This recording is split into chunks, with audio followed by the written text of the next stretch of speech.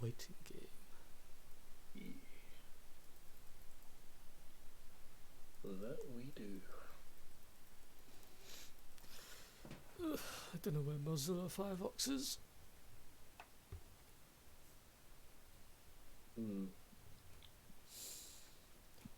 What one do you reckon will arrive first, Kirby or Mozzie? Well, Mosey is unpredictable, but Kirby gave a vague time limit, so I'm hedging my bets on the unpredictable at the moment. Sounds bad, but I'm placing mine on Gerbs. We've got an actual betting way now, then. Yeah. You say they both show up within 20 seconds of each other. Ooh. Oh, hold on. So on.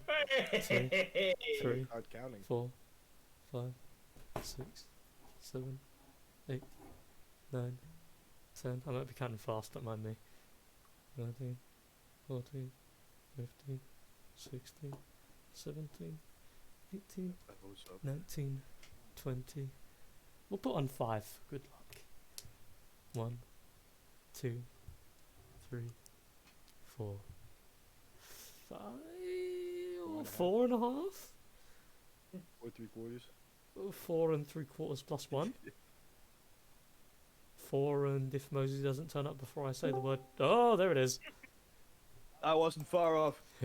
It's like a minute. Maybe 35, 40 seconds. It's like I'm a still the winner of minute. that bet, though.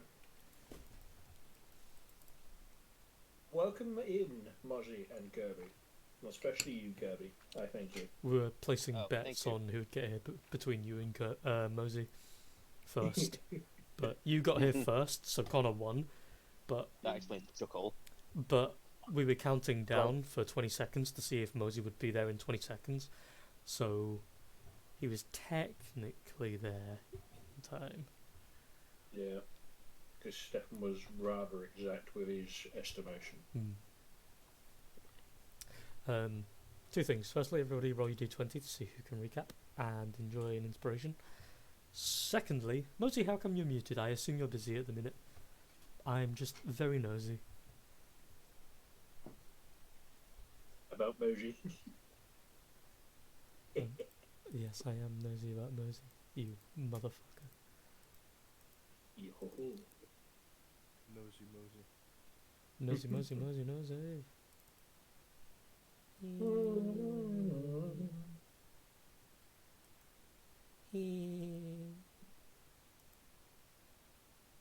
Delicious.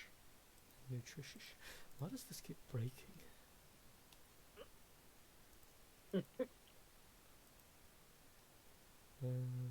Game window. It's source. Da, da, da, da, da.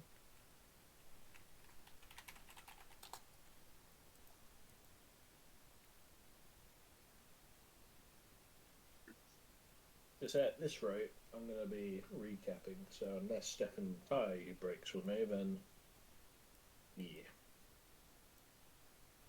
I don't mind doing it or not doing it. Same. But the roles are classic, and I like doing.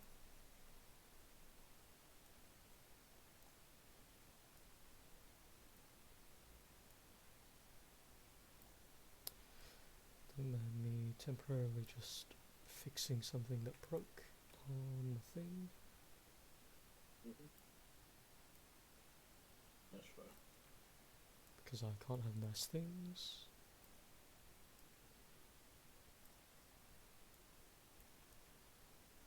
Okay. Bippity boppity, that'll have to do.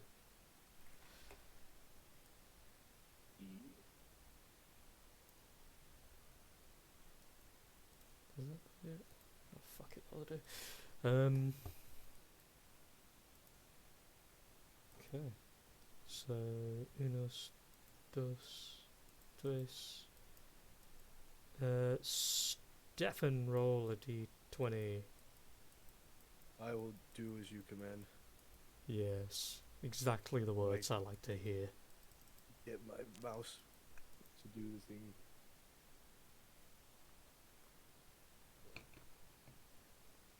Here you go. Nice. Showing everybody else up by a minimum of 12.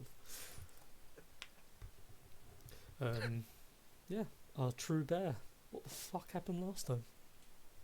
Well, I should get a mouthful of chicken out of my mouth. Yeah, boy. That's what she said. What? Okay, anyways. Just go with it. Well, True. To answer your question, quite a lot happened last session. And, well, with that, it came to the mysteriousness and the warming welcome of our new player here, Stefan, who is in the form of a character named Nedissa, if I have not butchered the name. You did great, buddy. Thank you. But yes, in the form of a flavour of Stefan's mysterious character, which we were yet to have met until certain circumstances, but I'll get to that. There came the introductions of Stefan's character via DM and player, having their own mini shindig before we met up. Meanwhile, we were more or less travelling with the Charger Triceratops and its newfound bubby. Massive respect for remembering specifically the name. Appreciate. Mm-hmm. Thanking you. I tried my hardest.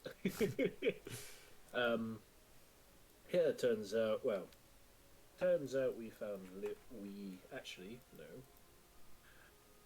Walking along, then we heard guards, then we came across Stefan's character, Nedissa, holding a very suspicious looking, smaller mini Charger Triceratops, only to notice the Charger Triceratops being more aggressive than usual because it realised its baby has been found, and then Nedissa was, in a surprisingly understandable yet broken common language, was stating to us, "I bring baby, yes? I have baby. I do not want to take it away. Here, baby." Have the baby. Wasn't exactly what they said, but either Very or, accurate. more or less the same context of what they wanted to get across. Our characters interacted a little bit, trying to get to know each other, trying to know each other's intentions, and get more or less a feel. Nedissa being very overly warmly towards strangers and, being very easygoing. We welcomed the strange-looking being into our party with, a warm welcome, nonetheless, while trying to navigate out of the cave. We were informed that there were strange-looking people that looked similar to the people corpses we encountered. So we followed the path onwards. We figured out that there was a trap lying in wait up ahead. Nedissa identified what a couple of the people / things that are laying in wait. I walked forward as tribute to try and get somewhat broker a communication, only to be attacked by a little chameleon-looking shitter, and then have 3 guards, 2 or 3 guards, I can't remember the exact amount, but spring up with spears ready to attack me, but only waiting to see if I was to be aggressive. And after a couple of rounds of sort of facing off and staring each other down, we heard finally another voice that could speak common, but rather insultingly, because they mentioned, "I have not had to use this peasant language for a while." Well, basically that's what they said.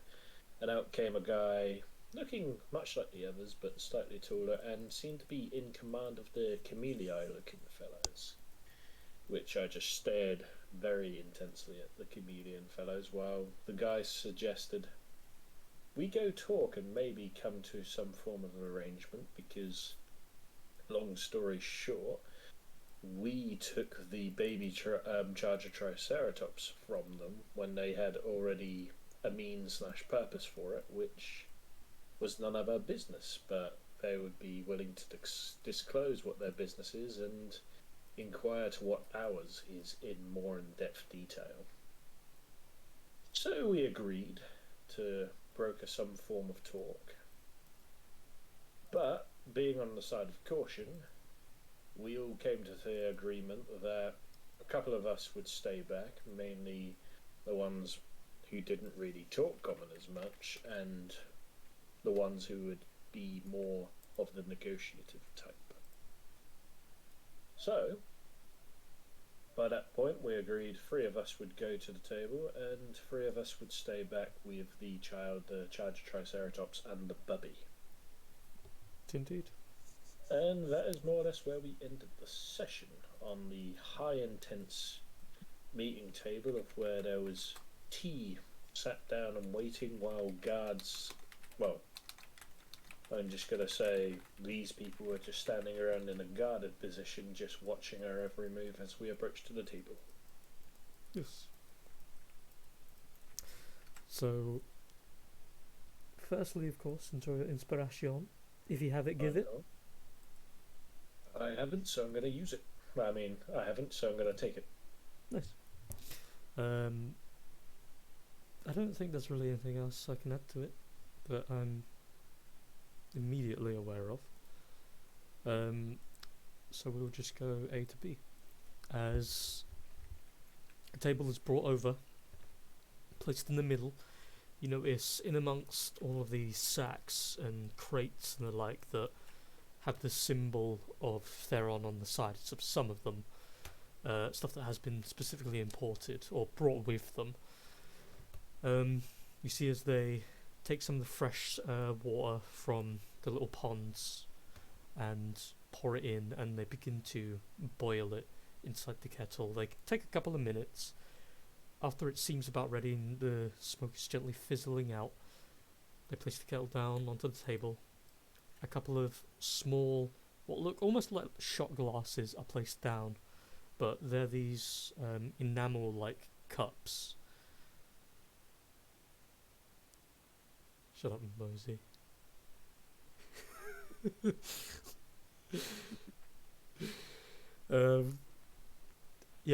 They've placed 4 down for the time being rather unclear exactly if the rest of your friends are joining or not.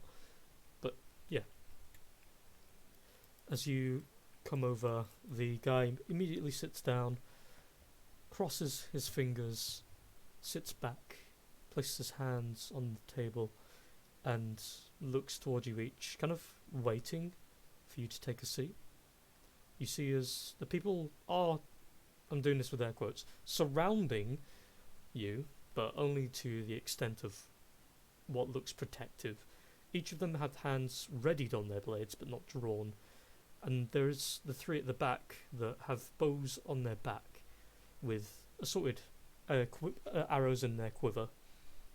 Some of them have what look to be like tassels attached to the end as well. Okay. It's quite clear that tensions are fairly strained. I'll walk over quite slowly as I notice Vardex takes the first seat, and I will just grab the chair, pull it backwards, and just plop myself down.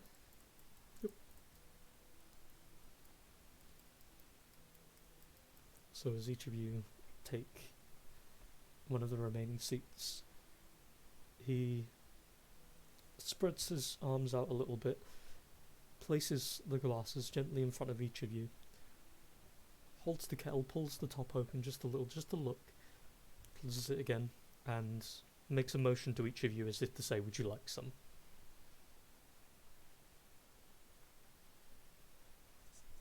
I sort of look at the kettle, raise a bit of an eyebrow, and I sort of motion to the kettle with my eyes, and I just look and I say, what is it exactly? Upon it seems somewhat of an alien smell to me. It is herbal. and native to Theron. We are rather homesick, so without it, we would be rather truly in an alien land. It is remedial. If you do not wish to partake, that is fine. I will drink alone. But it would be a missed opportunity. Barnes will nod. Gesture and they'll have some. Pause for you. Again, the cups are like pretty small, but it's enough to have at least a couple of sips before it's gone. Can I sniff it for ingestion in case Yeah. it smells a little malicious? Yeah, make a perception check. What did you say? Sorry, Sol? Huh? Did you say something? Yeah, insight check. Ah, go for it.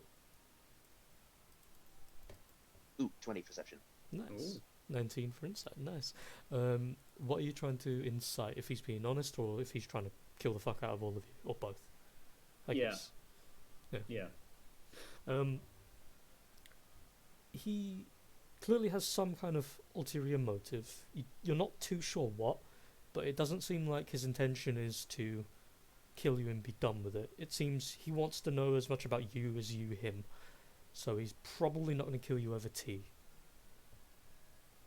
Yeah, but did he put something suspicious inside? You don't believe so. You see that his cup already has a little bit in it, and it's a little. It seems he's drunk a little bit already. So if he has, he's seemingly poisoning himself too. What about me? Can I get anything from it? So as you kind of hover your head over, as he's got the kettle lid opened up just a little bit, the smell comes like pouring out on it. You kind of get a little whiff while you're sat down looking at the little cup, and it smells very herbal, very fragrant. It's slightly mouth-watering, weirdly, but there doesn't seem to be any like acrid aftertaste or anything. It doesn't seem like it's got something malicious in it, or if it does, it's masked very well.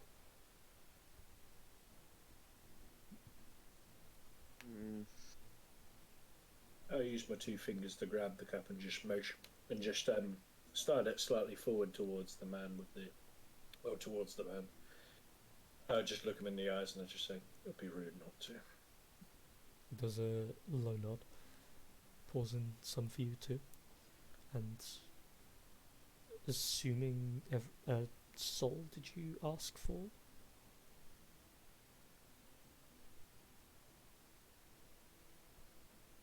Was it? What? Are you taking any? I'm gonna just take it and put it in my hand for now. I'm not gonna sip it yet. Okay.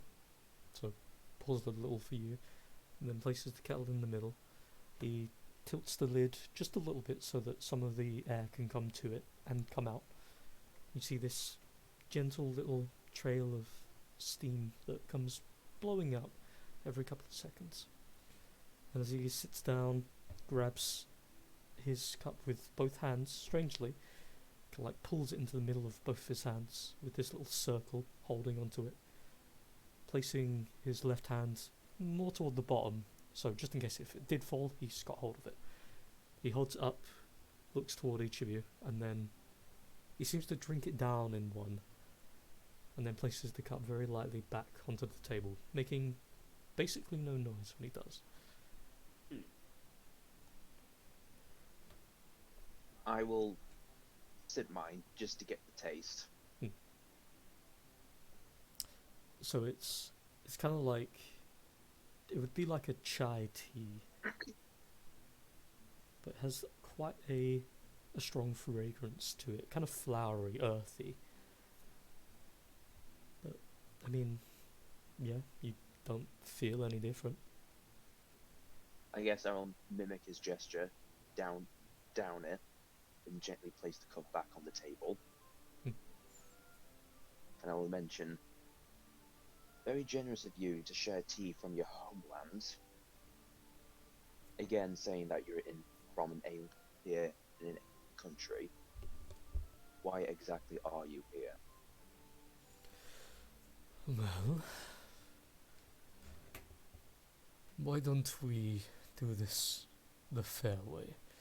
I will answer that question if you in turn each can answer me one. Is that agreeable? Answer the question. Well, go ahead. I'll drink a sip, and I just say agreed.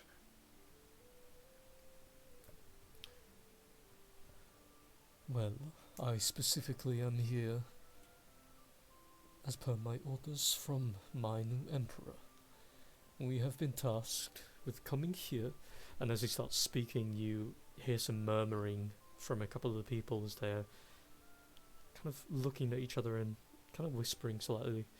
And he holds up his right hand, grabs the kettle, pours a little bit more, places it back in the middle. I have been asked by my new emperor to come here and scope out this place. It, by birthright, is part of his domain. He will one day come back here to take control of the insanity and the barbaric nature of this place and control it. The United... Question. Yes? You're saying new Theron Emperor. You said my character would roughly know about... He knew about Theron and stuff like that, but would my character know that the recent Emperor had died? You would never have heard of an old emperor.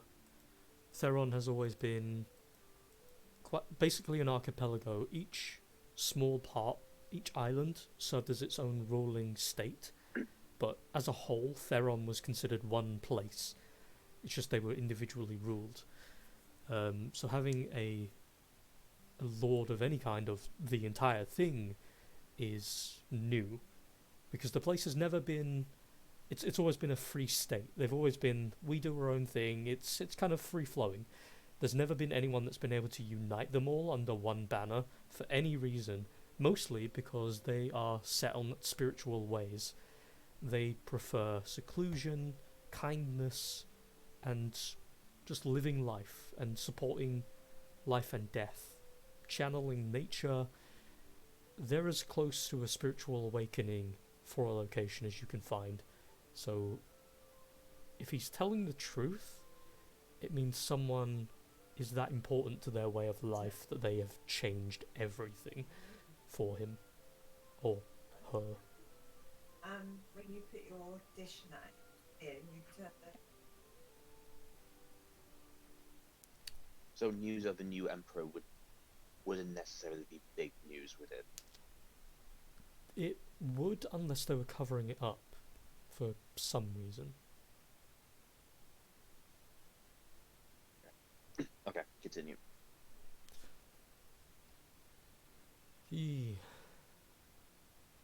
When he comes, will turn this place into the true kingdom, where we will all reside once we get the barbarians under control.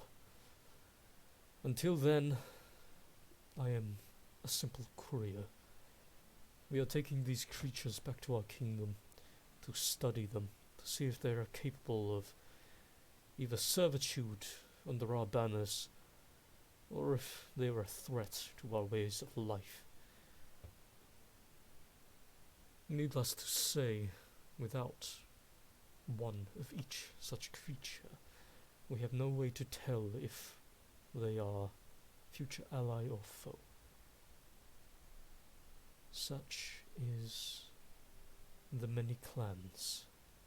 Soon we will have more of our people come, and we will clear the lands of them by truth or by the blade. But they will fall. Is that satisfying for you?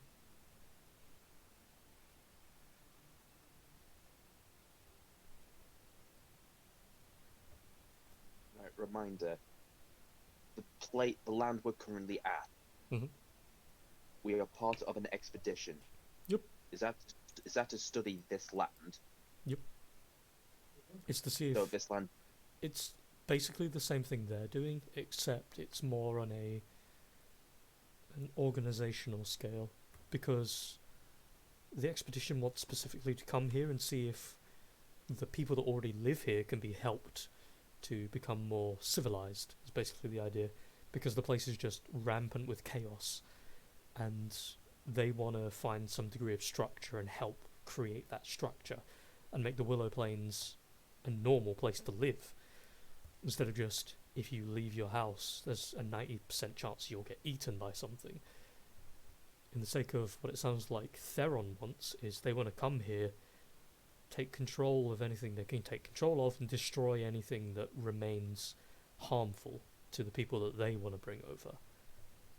So to a degree, you could say that they're coming over to take over, not necessarily full-on conqueror, but to more or less make a structure that they can build around and then prosper, sort of like a piece into it with mixed races. Mm.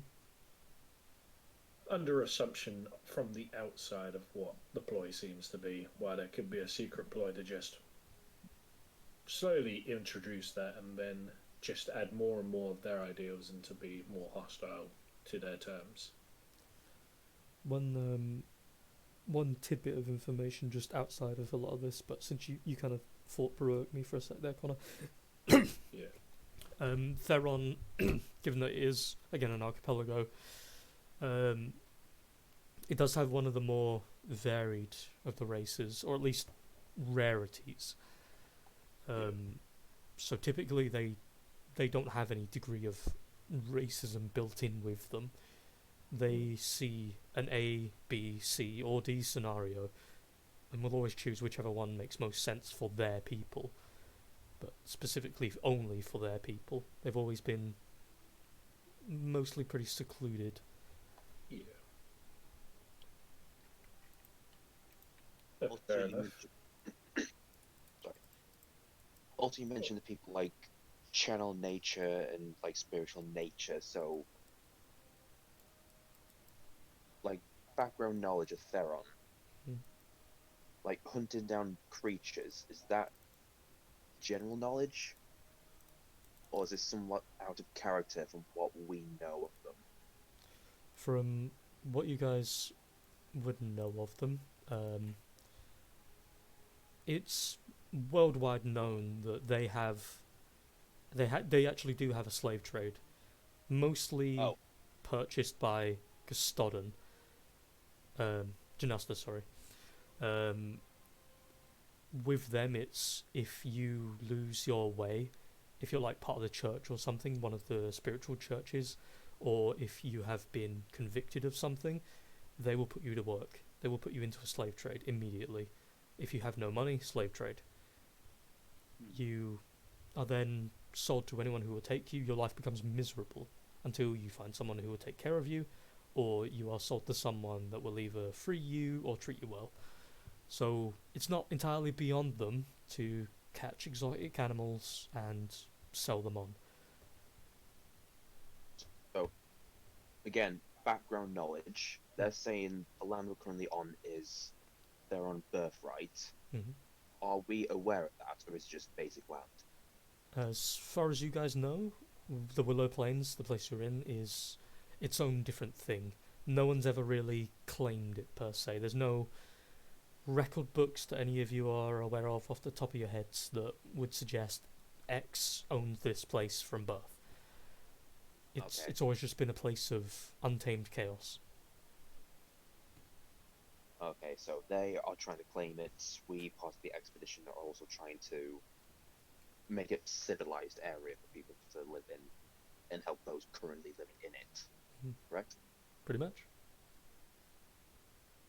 Okay, so, basic knowledge. If Theron likely claims this place, the people are likely going to go into slave trade. Okay. So- Assumption, that is. Assumption, but it's understandable that most of the rest of the party know similar knowledge as well. Yeah. Yeah. So, Carrick Wait, Sol. would you say I would be? You would know, like, loosely that they deal in slave trading, but like specifics, I wouldn't say you'd really know. A lot of this would probably be news to you. I'd say. Is this where we learn Carrick's? Is this where we learn Carrick's lowest number? Is it intelligence? I wouldn't say intelligence, just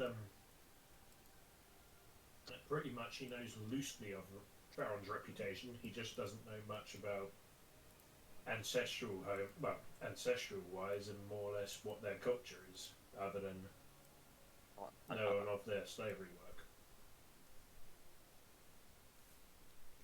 So what do you want to say or do?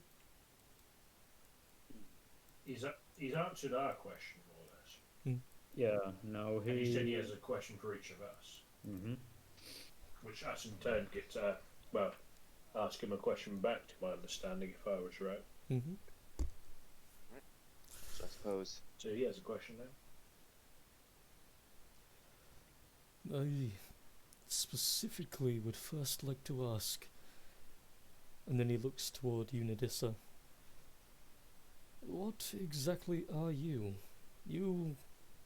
Since my first seeing you, something about your, I want to say spines. You seem familiar, but I can't quite place where from. Nadissa is Nadissa. He lowers an eyebrow. That... You're Theron adjacent, or Theron born, though, are you not? You seem... I don't know how to explain it. There's just a look, I suppose. They're on.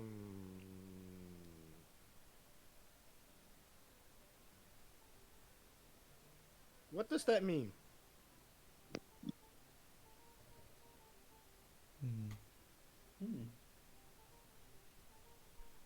Eric will interject with sort of like a hand up saying, well, from what we've known from Nadissa, because we've recently just met her ourselves, very broken yet very limited common seems to be the language they know. Also, just on a side note, I love how the music changed to this when the dissonant is mentioned. Nice. I thought the same. It's Soundscape, right? I don't know. It's just a playlist I put on every now and then. I assume. It does sound it, yeah. So then he looks toward you, Varnex. My family specifically used to worship one of the dragons of the region. And yes, this is a strange segue toward you, but where are you from exactly? One question each. Now it's out on. One question for each of you. I see. So we're asking you one question, and you're asking one question for all of us. You can feel Like each free and every to ask each of my men one question if you're so inclined. Aha, I see. Never mind then, go on. So, where are you from, Dragonborn? Lee, where am I from? I mean, that should be up to you, my guy.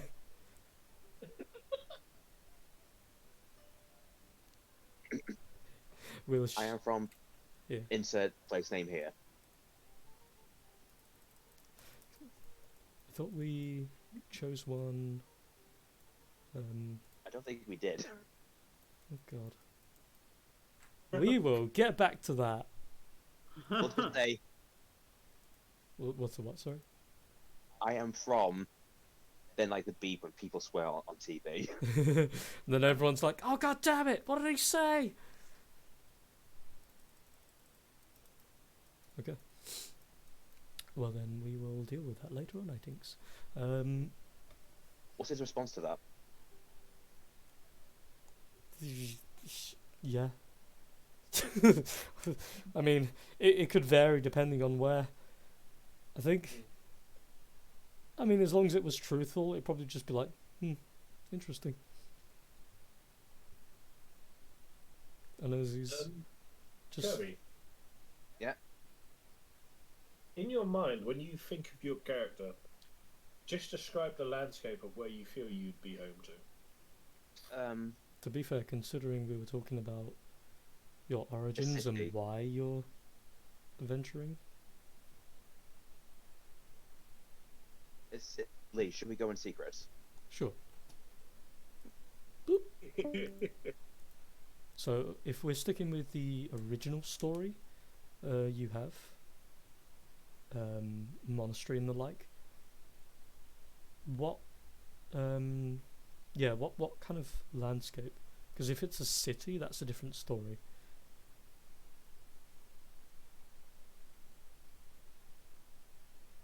Kirby? Kirby? Are you muted?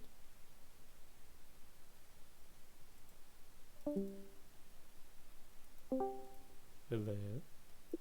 Can you hear me now? Yes. Hello. Yeah, sorry, I don't know why it wasn't working. Basically, prior to being a monk in the monastery, Yes. like the background story was Barnex's mother was an opera singer who got involved in like a love triangle, which later led to the death. But an opera singer, I imagine, would be in like a city landscape. Yep. Janasta. So sorry, Janasta. Sorry, I've had a few drinks. Same. You were saying, sorry? So yeah, his mother was an opera singer. Got involved in a love triangle, which led to like events, which led to her death and him on his own, and became a monk in the monastery. So city-ish landscape. So where would you recommend? Well, if we're talking places that have cities that are culturally strong enough to have opera singing and a monastery, I mean, Janasta, to be fair, really is the only one I can think of. Because after the death of his mother, he probably would have wandered around for a bit. So he probably could have travelled a fair distance, I imagined. He became very frail and thin until he was taken by, until he tried to steal from him, and that's what took him into the monastery. I've neglected my own notes and memories. So the two choices are Janasta and Theron, because Theron has a well-known opera company that travels each Let's of... take Theron. Like, massive plot twist, yeah. Yes. Yeah! They travel Just wait. each of the continent pieces. Just wait until the others hear this. This is good. Okay, Alright, let's go back back. to the others. Yeah. Wait. Dun dun dun. Anyway, hi. Destiny, can you hear me? No. Hello. Lee says he can't hear me. I have to reset. Yeah, sorry. You're gonna have to reset. Wait, can you hear me? Obviously. Yeah. Come on. With you. Okay, in response to his question as to where I'm from, I'm originally from Theron. Oh. Yeah, mine's blown. Even my own. Mine is Like, what? Whoa. Oh my god, dude! That's so cool! I like his vibe. Whoa. Whoa, dude. Whoa. It's gonna raise an eyebrow, and he leans forward just a little bit. Just kind of looks you up and down. Gonna do a check real quick.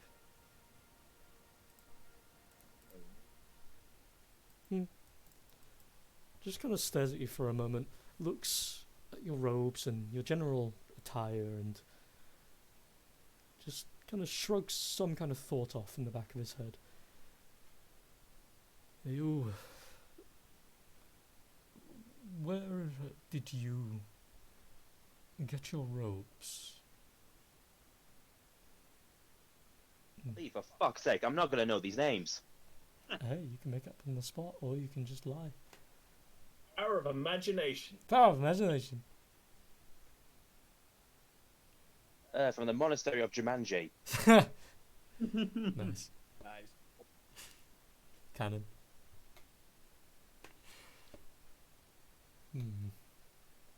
Just give me a minute. Wasn't expecting to be on the spot. To be fair, this is also the second question directed at you, but you know.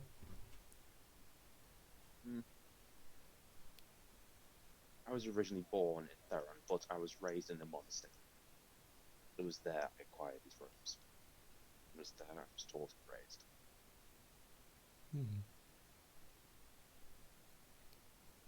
I could think on the back of my hand at least 5 different monasteries in and around Theron, and that's just in the lower eastern direction.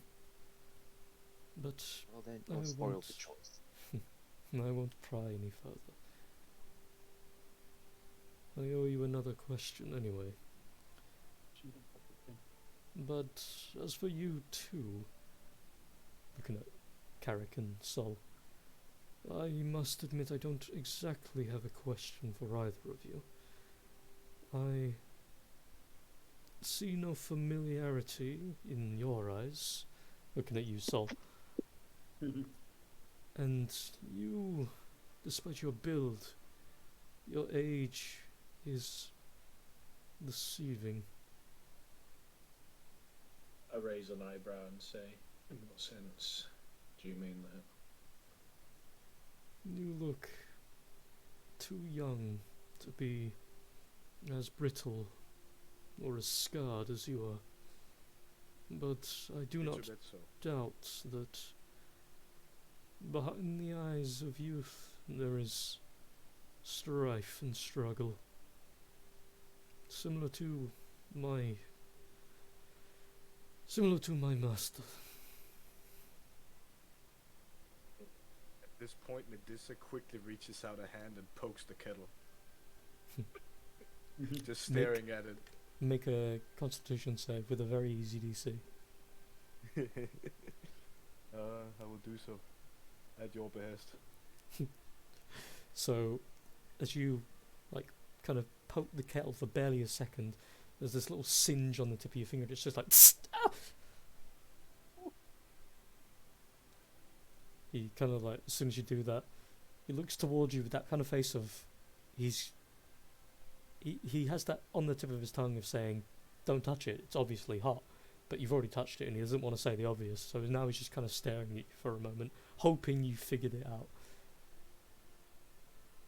Would you like a cup? What is inside? He kind of looks at you for a moment, leans forward a little bit. He looks over toward his men, kind of makes a small motion. One of them comes walking over, moves past, places a cup down, takes the kettle, pours, brings the glass, and holds it, both hands cupped, similar to as the other guy did, and holds the small cup out toward you. I'll kind of like look like I don't really know what to do with it. I'll like slowly lean in and sniff it. There's a lot of fragrance in there, and it weirdly, it doesn't smell perfectly, but it smells a little bit like home.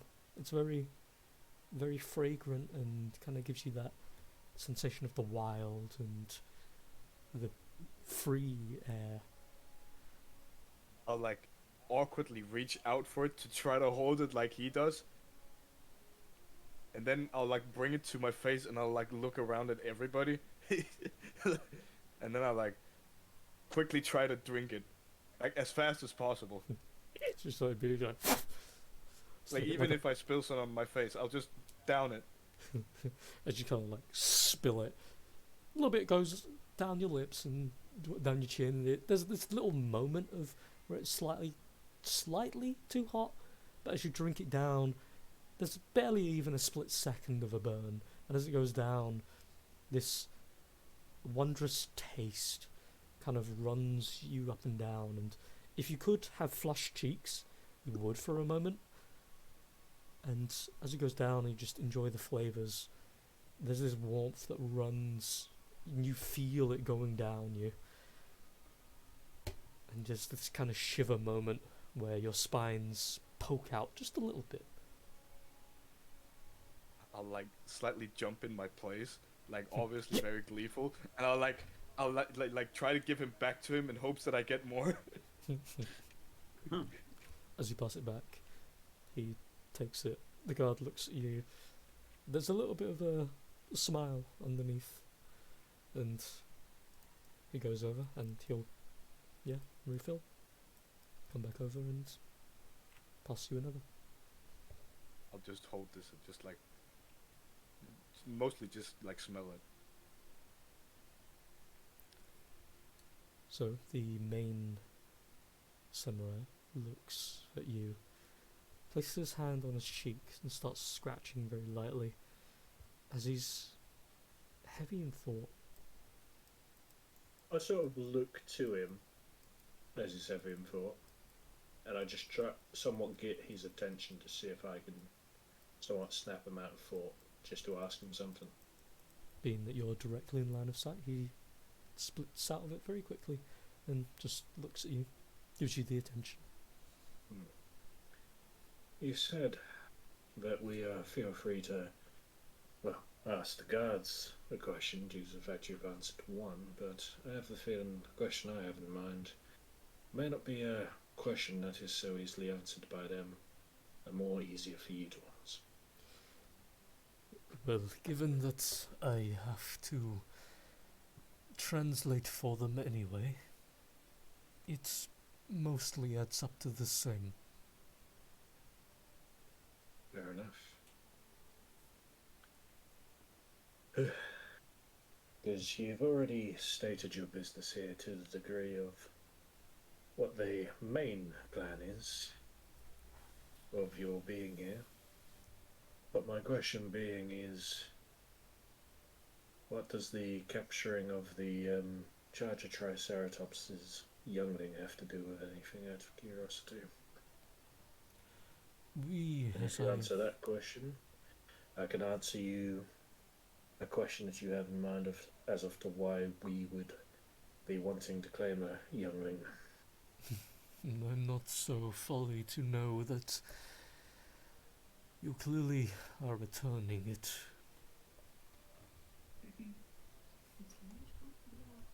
Fair enough.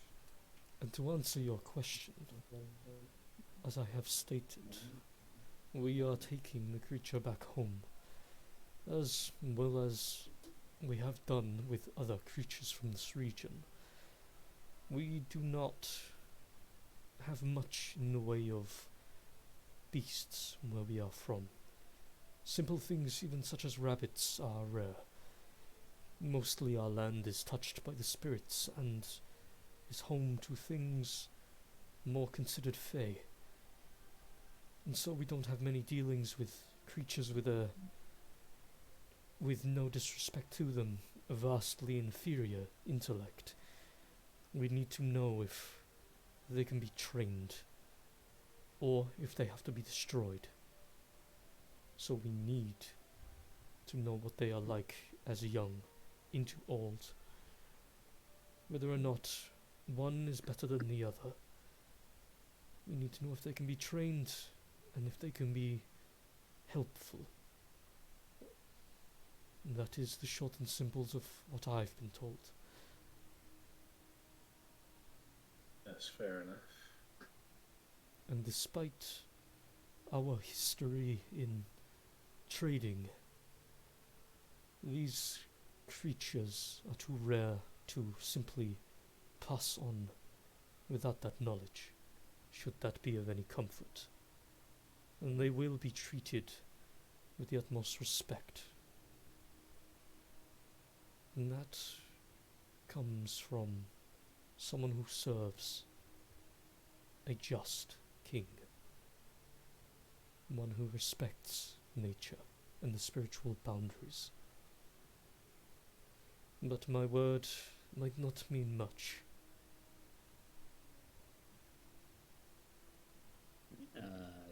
I'll just. Yeah, sorry. All I was going to say is I just look him dead in the eye. Just to exchange sort of like a stare, more or less, just directing my full attention on him. And I sort of like give him a soft smile and say, I'm not exactly one to doubt your contentions, because I've seen men who've lied straight to me and other people who have been just as honest. I take your word for you being an honest man. But I can't exactly say I'm an expert because I'm not from this region whatsoever, but comparing it to smaller creatures from what I've seen in lands that I've come across before, seeing the fact that the youngling's been away from the mother has caused the mother to be causing damage to the ecosystem itself, and causing more chaos on the lands, making it more deemable to be destroyed, but taking the equation of it being destroyed out, it can be peaceful if it's left with its young. I'm not saying that you can't take it, but I'm saying that if you do, it may cause consequences to the landscape that you come to claim, as it will go on a rampage, as it has been doing, which is why we've come to find the youngling and return it to its mother, unless we can find a way to perhaps broker a deal, if you will, of leaving it in seclusion here, and maybe finding another charged Triceratops to mate with and then take away one of the eggs without it knowing, maybe, and then you taking the egg from there. That might be a better solution. Currently, as well, the mother knows its child's scent, and for it to be taken might cause consequence to both parties, because we're just simply trying to broker peace in the lands and make the landscape more roamable for everyone, rather than it just being a constant wilderness and way of survival where savages have to become savage in order to live against the savage nature of this land.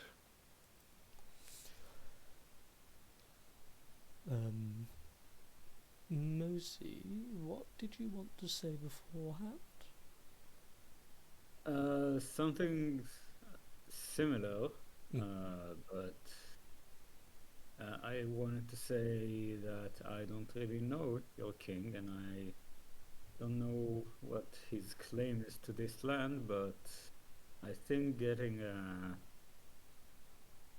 charging Triceratops child right in front of his mother will not only be a difficult task, but will cause harm to the balance of nature, which you, as you said, you like, your king likes. But if you may take, let's say, another similar specimen that do cause trouble and cause upset to its surroundings, maybe that would be a fair trade. Or, what my friend here just offered with the egg would be a much better solution than what we are currently in. The Griffin doesn't understand many mouth flaps. You see as the main samurai kind of smiles at that. Doesn't directly look you in the eyes, but he does smile to it. We will conclude shortly. I promise that much. To speak towards, and then he points toward you two, your statements, and possibly to shed some light. When we took the creature originally, before your cunning friend here took it back, the creature had already gone wild, and we were trying to reclaim it for the sake of saving and preserving what little left of nature there was. The child, and then he points toward where the creature is now and the kid, that was being housed was also someone we were trying to protect and take away from the beast. Little did we know. Go for it. Little did we know it was attempting to defend it. The men, good men, that I sent to take the creature down, in preservation of what was left, they seemingly died for naught. Were it the case of I knew of what the intention of the beast was, I would have avoided this situation, and I would have partaken of trying something different. But the circumstances were not in our favour. Can I do an insight check to see if Of course, the men were really trying to protect the kid? of course. From the look of him, his eyes have been straightforward, always looking into the eyes of another, looking in amongst any of you that are paying attention, and every now and again looking at Nadissa when he sees that she takes another cup and just goes. Seemingly he's telling the truth. He seems even sort of ashamed that his men died for the sake of duty. Then you know how difficult it is to take it now. I really suggest you would take the deal so none of us would suffer any more losses. I don't know if you've seen what happens like up there, but the mother was really upset, enough to trample a lot of the forest. I think it would be best to keep the child with the mother and maybe go with one of our suggestions. Well, If you losing out, we don't want you to lose more men. We don't want to separate a mother from its child. It's a win-win for all of us. it is. And it is also why I am slightly glad that you adventurers, I assume, are of sound mind. Because were this any other group who were less inclined to talk, this may have become something more difficult. And I agree with your proposal. May Agree. Of course.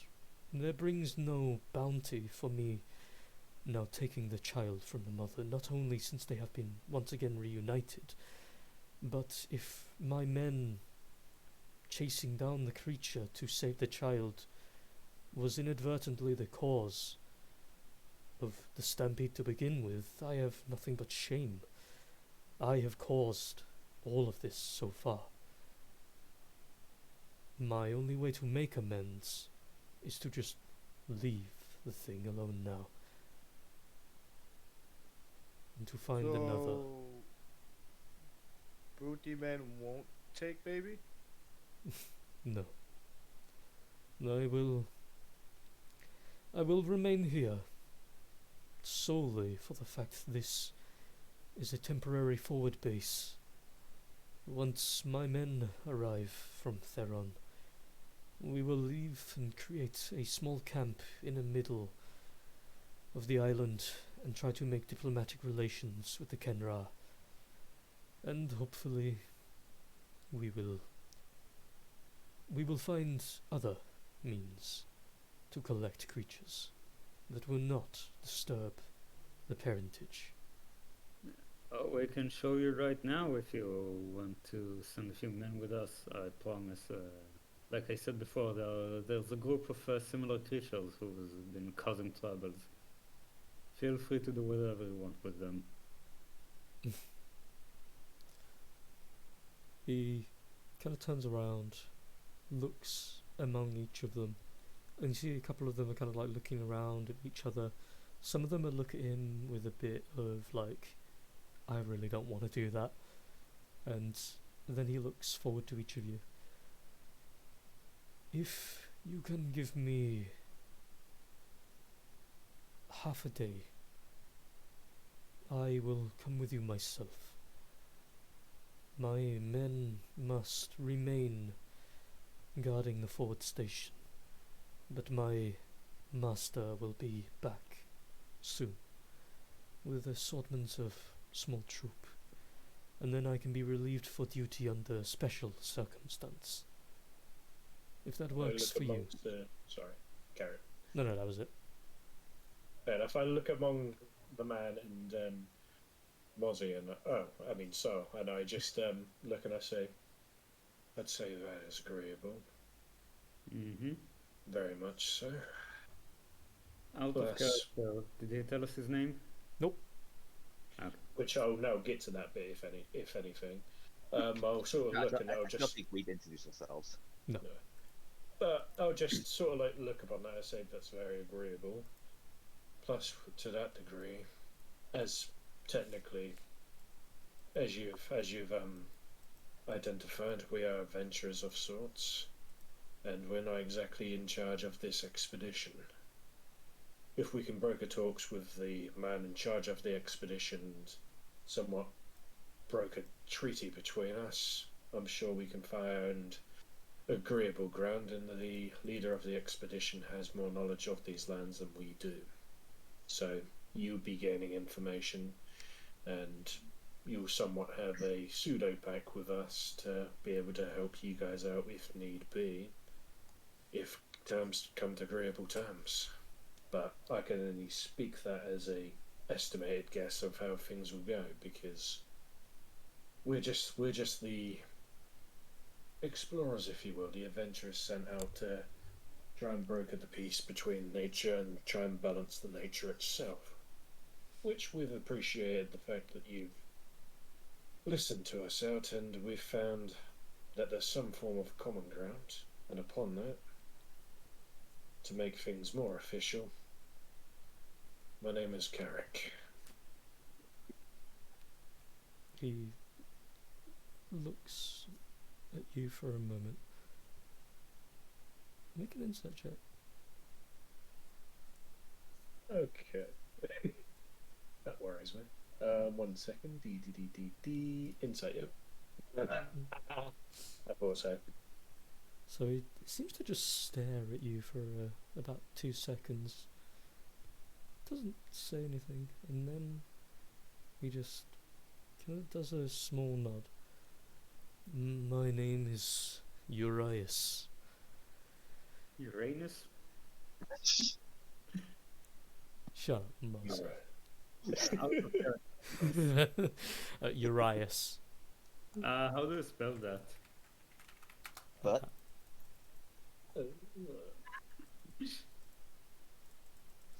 Urias. Got it. And the rest of you, what are your names? Solely for my curiosity. No,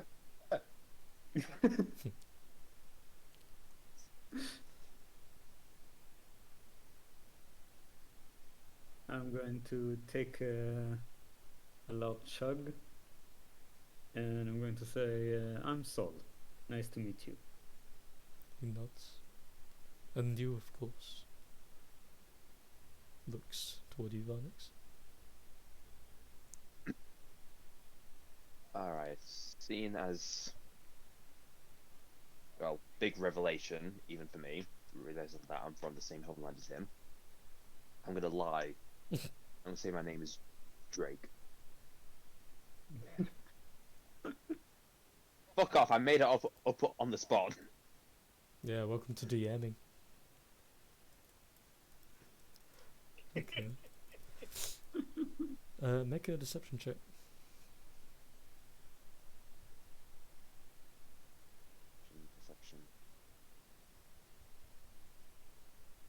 Deception. As you say that, I sort of look at you and give a squinted look. He kind of looks at you. He doesn't seem facially much different, but even you catch yourself on your lie for a second there, and you're just like, no, we'll stick with it. No, this will work. Oh, fuck, it's not gonna work. But he doesn't seem to say anything. He doesn't say your name aloud or anything, no. Just looks and nods. Then he looks behind you. And though it's not entirely important, I suppose, but would your allies like to join us? As we have a... look at this. As we have a form of peace. I sort of look to the others behind us, and I'll just say, one of them will just give you a heads up. Doesn't really talk any form of common whatsoever, and I think more or less for an introduction for him and for you, it needs to be a physical introduction. And raises an eyebrow. More or less, I would need to bring him over. Well, we'd have to go to him, and I'd have to make out that you're seen no harm, because how I've been able to communicate with him to a degree is through sign language, and he seems to trust me.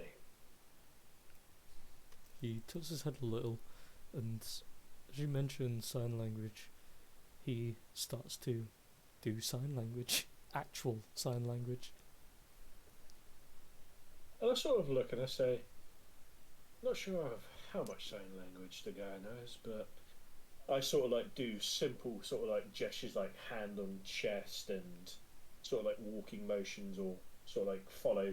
And I say, as far as that goes, he seems to somewhat understand, but He kind of looks you over I got told he talks Goblin. after you do hand motions, after he's done actual sign language. He kind of looks at you and goes, that's what you meant. Yeah.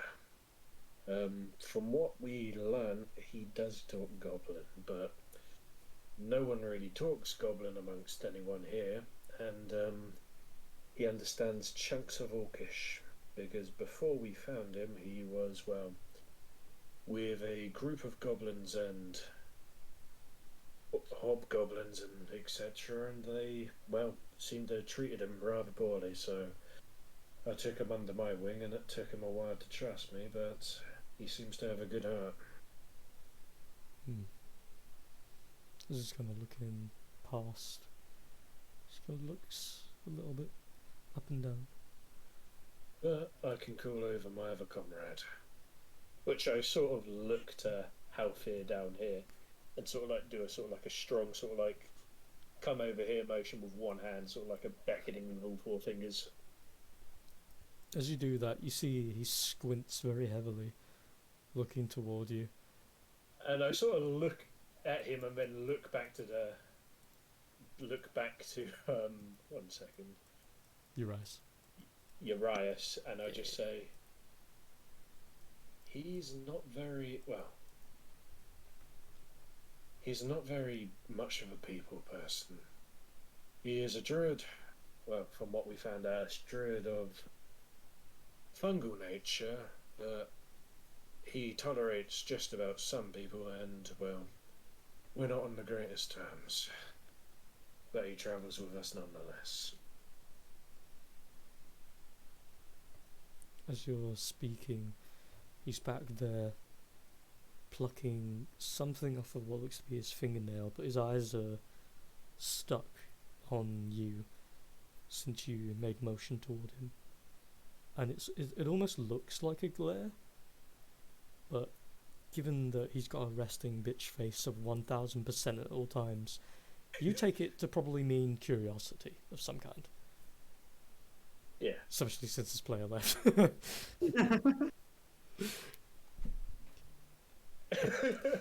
A character is not just for Christmas, it's for life.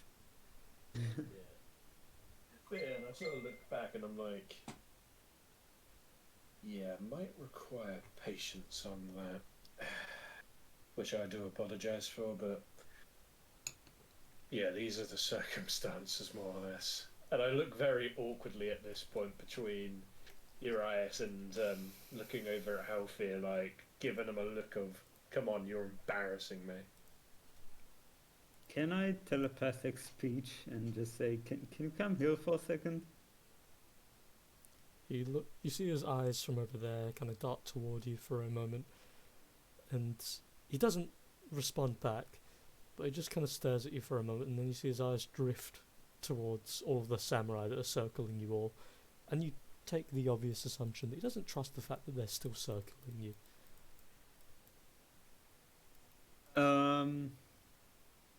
Okay, fuck, I already forgot his name, sorry. Urias, do you mind just, your soldiers are still a bit, intimidating. Ah, Do you mind just calling them off to be more, at ease? he stands up slowly, gently pushes the chair back, looks around to each of them, forms his hand into a fist, and then puts it into a flat palm and waves that palm. And you see as they all, some of them still hold onto their weapons, but they kind of carry on with day-to-day chores and the like. Some of them return to tents, others, they kind of just remain on guard elsewhere. For the most part, they separate. I'm gonna give a look to Halfir again, just, nod with my head. He just stares for a moment. So he squints, and though you don't hear it, you feel the sigh as he starts to come over. I'm gonna telepathic speech. He has some really nice tea. You'll like it. Just come here. Why didn't you start with that?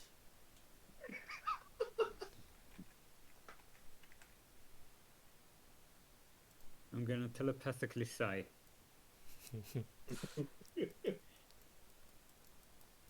So, as he comes over, stands beside the pair of you, arms at his side, and just looks. Doesn't say anything, he just looks. Resting bitch faced of 1000% as always. So, I'm just gonna sort of like squint at him as he walks over with that face, and I'm just gonna sigh quietly.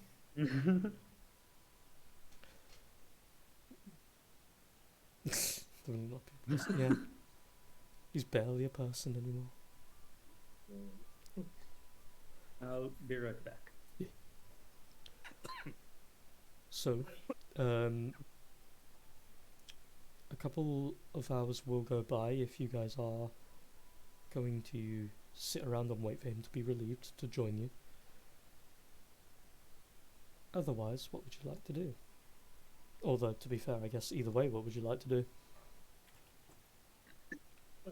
Introduce Halfir. Well, have Halfir introduce himself. And Yes, I am Halfir. Halfirbot online. and then probably go about to try. Well, say that the brick is open. Mm-hmm. I didn't even realise Brick came over as well. Yeah, which I'll just say that's Mrs. Brick, etc. And as Brick comes over, I'm just gonna sort of like walk over and say to Brick and be like, Brick, and look at Urias and point to him, point to me, and hold a hand out to shake Urias's hand. Brick Which I know kind is a of bit. looks at you, looks at Urias's hand, and then he looks at you, and you see he starts to go for his weapon very slowly with that kind of face of, why am I doing this? And I notice this and I go, no, no, no. He stops. And I just sort of look to Uriah and just say, I apologise for this, but just bear with me, okay? As I say that, and I put my arm on his shoulder and sort of like bring him in a little bit and give Brick a thumbs up. He looks at you, nods, he has a very confused smile, slightly teethy. And I look to Urias and I say, I do apologise about this, but as you can see, without ways to really communicate language-wise, simple gestures such as this is pretty much the only way I've been going about doing this. As you're like loosely trying to communicate with Brick, you see Urias's face is kind of examining for a moment. Not examining you, but it's like he's thinking of something. And then, as you finish that sentence, he kind of looks at you for a second and then looks at Brick, and he turns around, a finger on his mouth, on his lip, just goes, I might have something for you. And then he wanders off quickly. Not at any real speed, but he does go at a decent gait. Excellent, because Nadissa will follow him Sounds about right. closely. As he heads off over here It towards... doesn't. It's not like tailing. It's like, you know, when you want to ask your mother something, but she's on the phone. just like coattail. And as you're following, he does stop like halfway, turn around, look at you, and just kind of stares for a second, looks you up and down with that kind of, I'm not sure why they're tailing me, but okay, and then continues walking. Nadissa's hungry. Do human people have food? Just looks at you, does this little head tilt for a moment, this sort of sign of the impudence, but also that's fair, I guess. And as they come to this point, this is where you found the baby Triceratops. They push the door open very lightly and wander inside. You see as they go toward the back, there's this little tuft of hay at the back, and they kind of like brush it aside, and there's this very small what looks to be book that's buried just behind it, underneath this small shelf.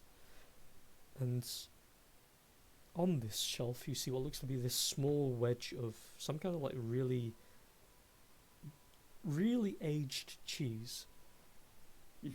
He kind of grabs the cheese, it's like about a hand size amount, and places a little napkin around it and holds it out to you at the door with a smile. Lift the cheese. And as he comes out with the cheese, you notice the book is in his other hand. Passes you the cheese, and then he wanders off towards the others. As he gets back over here, Sit down and eat my cheese. grab a corner, just like...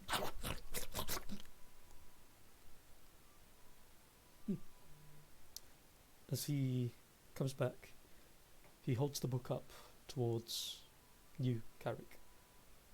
And on the covers themselves, the spine and the front and back seem weathered a little bit by age. They're leather bound, he holds out to you. You can't see any writing on the front, but as he holds out to you, he goes, it is a sort of translation book.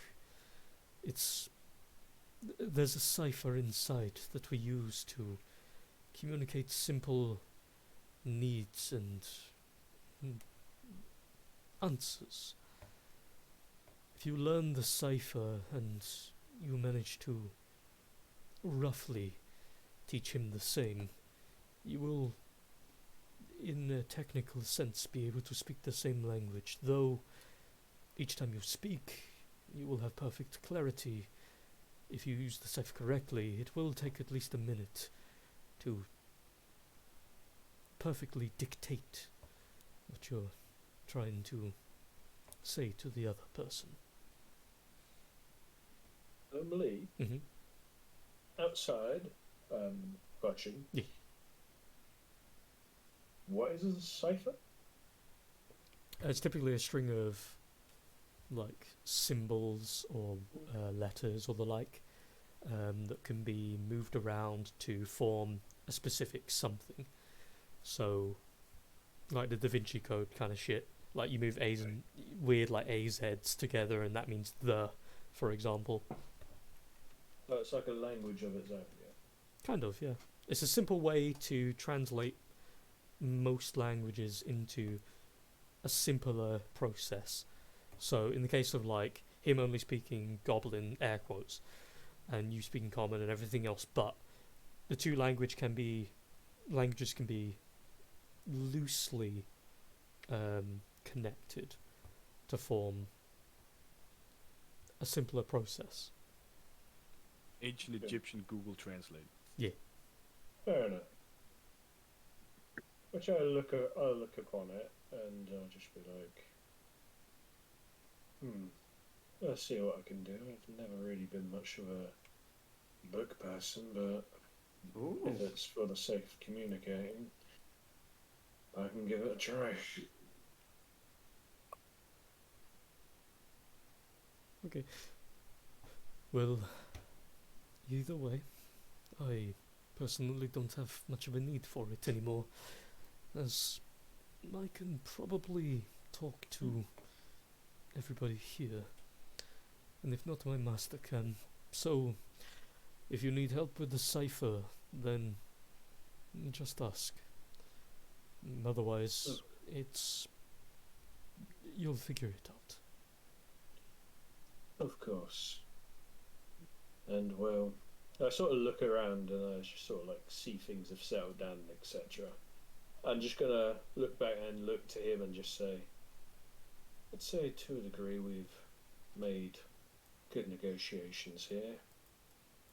And, well, considering how things have been quite up in the air between us, I think it might be a good idea for us to make our way back to the camp and try and smooth things over on our side of things and communicate negotiations that have been made here today, and to also, let your troops rest easy and for yourself to, well, sit easy yourself.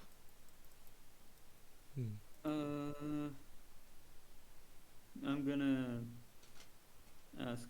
Wait, you said that you could join us on the way back at about half day, right? Yes. My master is currently out chasing after some leads, but when they're back, if you have space for me, I will come with you and meet the heads of your expedition, and we can talk more about cohesion between us. Who is your master? My master is Orion Zalen. She has something of a kinship with the blade. She herself is only in her later 20s, whereas I am in my later 30s. She earned quite a reputation back home for the blade, though most of her youth has been kept secret from even her own men. She prefers it that way, attachments are not something she prefers as part of her order. Okay. Again, the name was Orion Zalen, was that right? Mm-hmm. Okay, got Can you write it down? Boop. Great, thanks. I'm going to address the party like Carrick and Varnus and Drake. Sorry. um, I'm Yes, for thinking- the love of shit, do not tell them my real name. No, I'm not gonna tell them. But I'm going to address you guys and just say, why don't we just wait for a bit? You know? Could do, actually. But that is if it's not too much of a hassle for us staying here, because they are somewhat busy and their troops need at least some form of relaxing without being tense around our presence. I'm going to turn to Urias, and I'm going to ask, is that okay with you?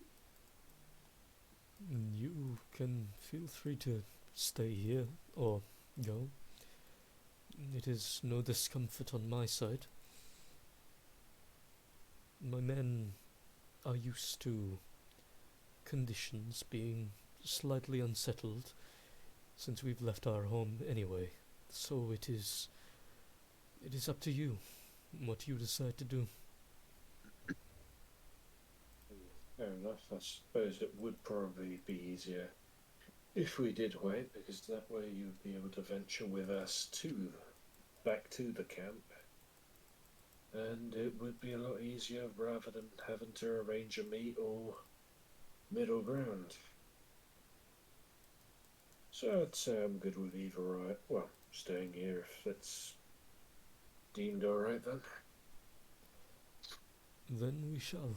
However, I do ask that one of you stay with the beast itself, despite our presence being mildly inconvenienced in the location.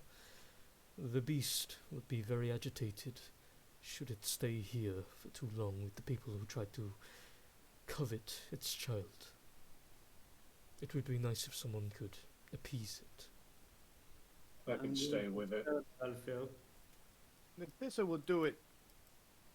I sort of look to Nadissa and I just sort of look to the others and I just say, I think I'll probably go, because if it does get unsettled out of everyone here, I can probably be the only one who can stop it and also appease it, considering I made one of the first contacts with it. Yeah, it's probably best since you were quite good with the kid, and seeing as I attacked it. And I sort of look and I say, no offense, you did attack it, and also out of everyone here, At the time, I was working with the same information as you were. of course, but who else do you think can hold it back if it was to charge? There's the guy who can transform 4 times his size. I sort of look at him as he says that quite openly and just say, yeah. What can I say? It's a trained trait, if you will. Nah, Nithissa wanted to play with baby. Wait, one question. As Carrick goes, I assume you walk into the Charger Triceratops, right? About to walk, yeah. Yeah. I remember you were shipwreck. What exactly was the name of the ship? Do you say that to me as I'm walking off? Yeah, just as, yeah. I sort of turn around, stop, and I just say, I didn't really give it a name.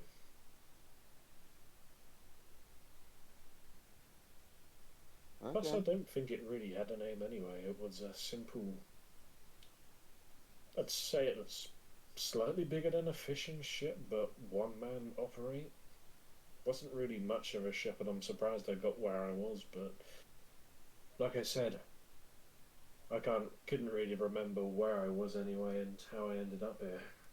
The storm more or less took me most of the way anyway.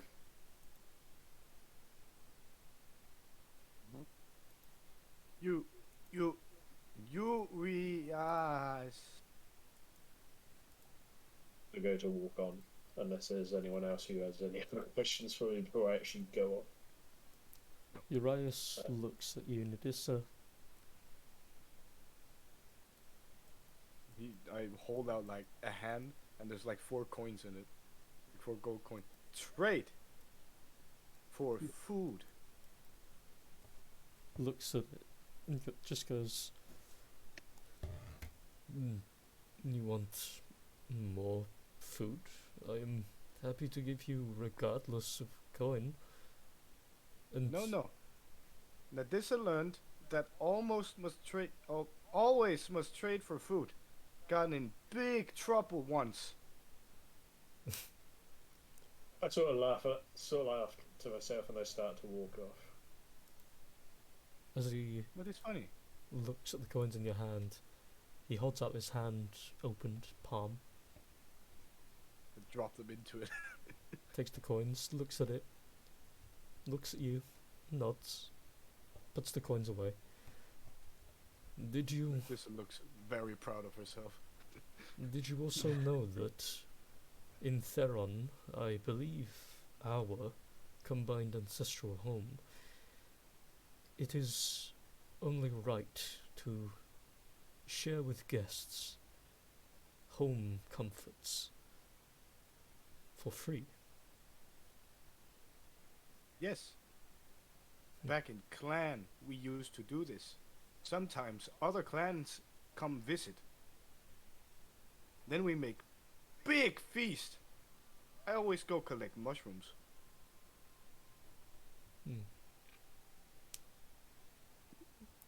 You and I will talk more while we wait, if that is okay with you. Okay, Yuri man. So I speak with Yep. Urias, and I just mention, like, I recall, like you said, that you worship, like, the dragons. But if memory serves, there were dragonborns in the high stations of the army, or your police force. Sorry, what was it? Police force, military force. Oh, sorry. it's a bit in your about military technically. force. I know. I was just trying to. I was just going through my notes.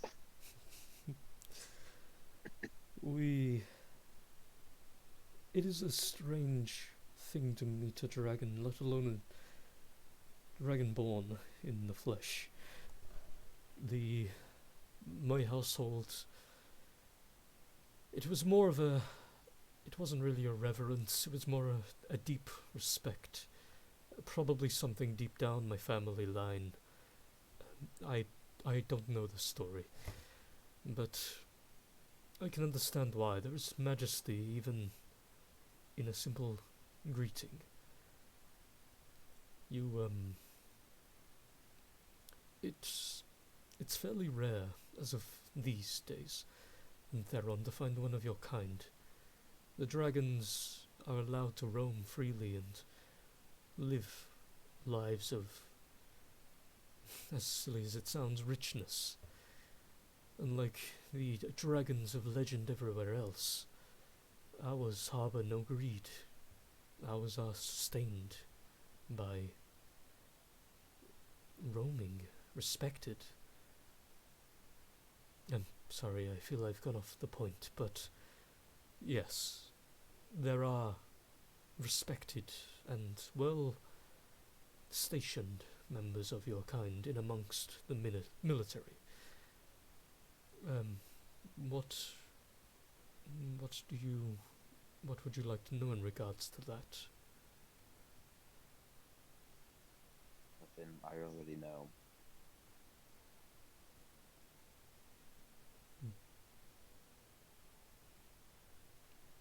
Well, should you require anything else, he points toward Nadissa. I will be having a conversation about the homeland. You are welcome to join over some tea, of course.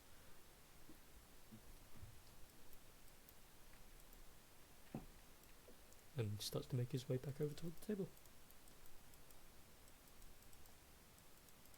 Invites anyone who is wanted to come along to come along.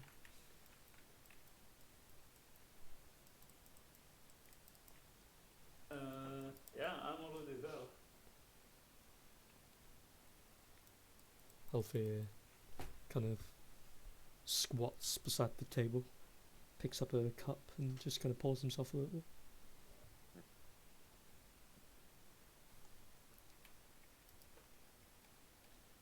So, as Carrick goes and keeps an eye on the children and the mother Tricera, and whomsoever of you want to sit in the middle and have a conversation with Urias can feel free to do so, if you just have tea, or whichever you want to do.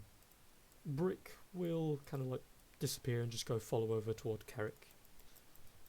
Not really, not fitting into this part, but is more tighter nipped with Carrick than he is with everyone else, and he seems more curious about the creatures. Is there anything you guys want to do for the next series of hours, or are you just going to talk?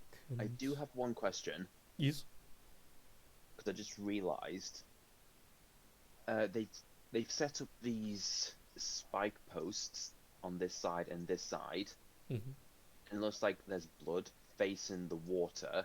Mm-hmm. So I'm assuming that there could be aquatic threats Mm-hmm. in there.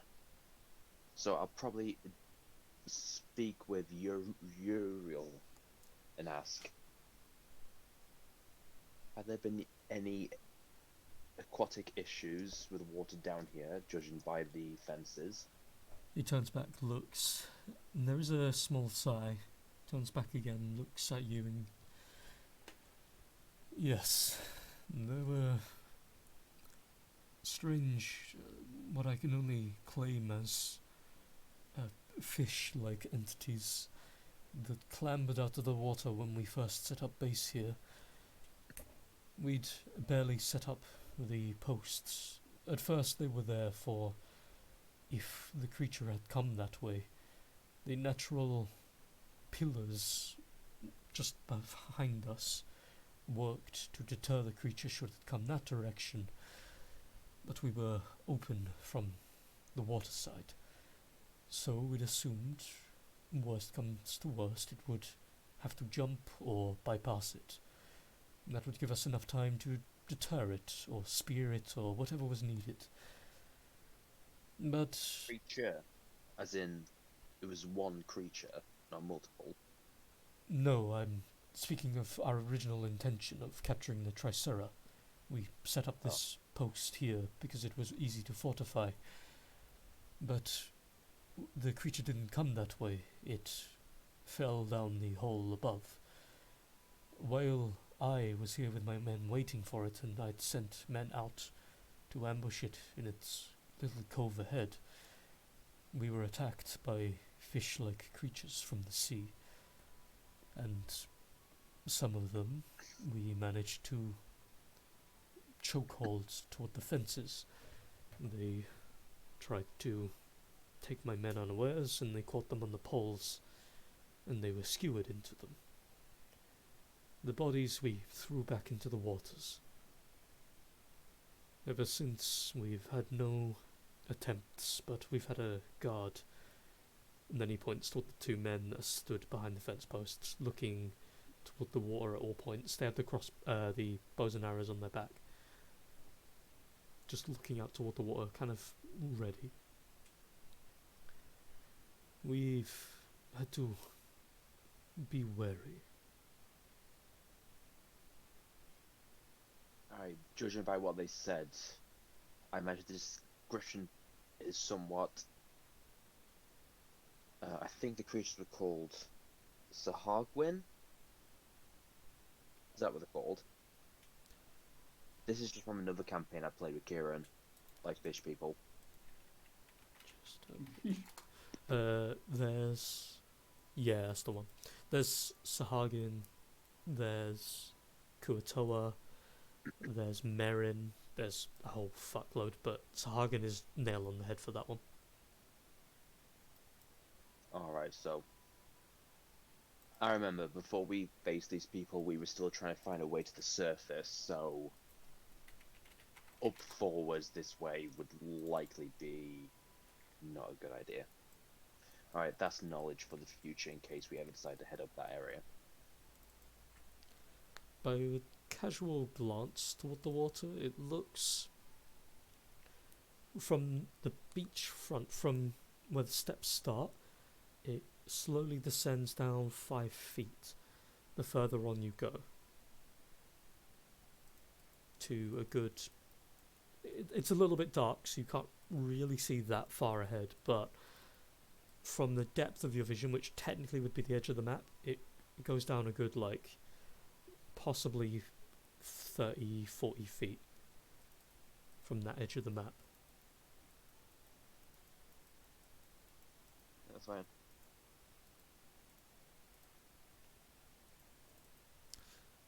Is there anything else? No, that's it for me. Okay. Is there anything anyone else would like to do? Interact with the lizard.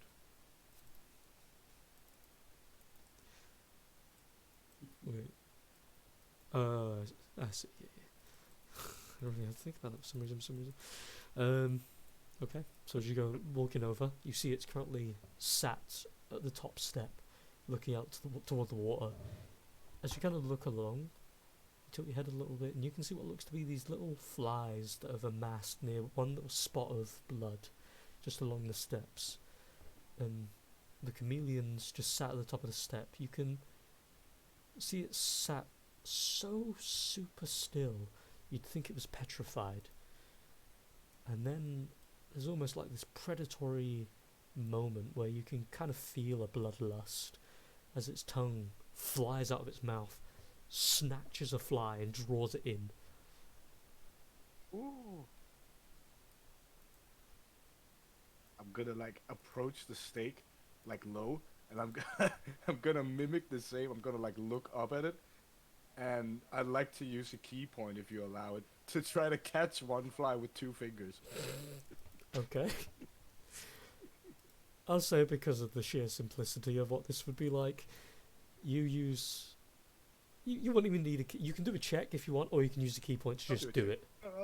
I'll do a check then. What would you like? Make a sleight of hand check.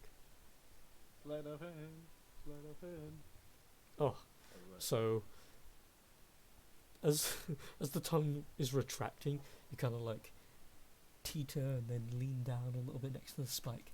You look, your eyes are laser focused on this one fly that's buzzing around, and you can see the eye of the chameleon is darting, watching it as well, and you two's eyes kind of connect for a moment, and then just out of nowhere, snap! You catch the fly in midair, and it's still alive.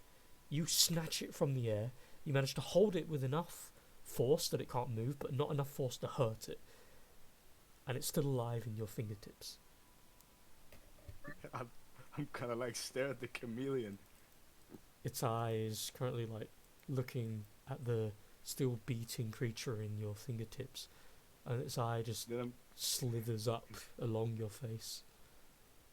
I'm gonna like quickly like just pop it into my mouth, and still like look at the chameleon, and try to like I'm mimicking everything it does, and I'm gonna swallow the fly, I guess. Yeah. Okay. As you do that, you see that the tongue lolls out just a little bit, and it looks at you with these very almost incomplete and odd-timed blinks, and then eventually it tilts its head and it finally moves its body and turns and moves toward you. This creature Gonna, like, stands... lie down on my stomach, so I'm like close to it. This creature is about the same size as a dog, a young dog, but still a dog, and it kind of like looks you dead in the eyes, both of its eyes like swirling around their sockets in odd fashions, and its tongue kind of just like pokes onto your nose. You feel this kind of like numbing sensation on the tip of your nose for a second, and then it retracts. Friend. Tilts its head. I tilt with it. You see as it moves forward just a little bit, and now you two are literally like barely bridge of your nose and the tip of its nose in direct contact. Well, it licked my nose, so I'm gonna lick its nose. Okay. Make a constitution check.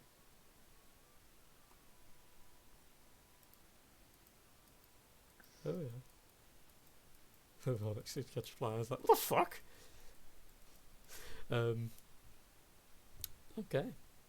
So, as you lick its nose, there's this weird, like, fizzling sensation on the tip of your tongue for a moment.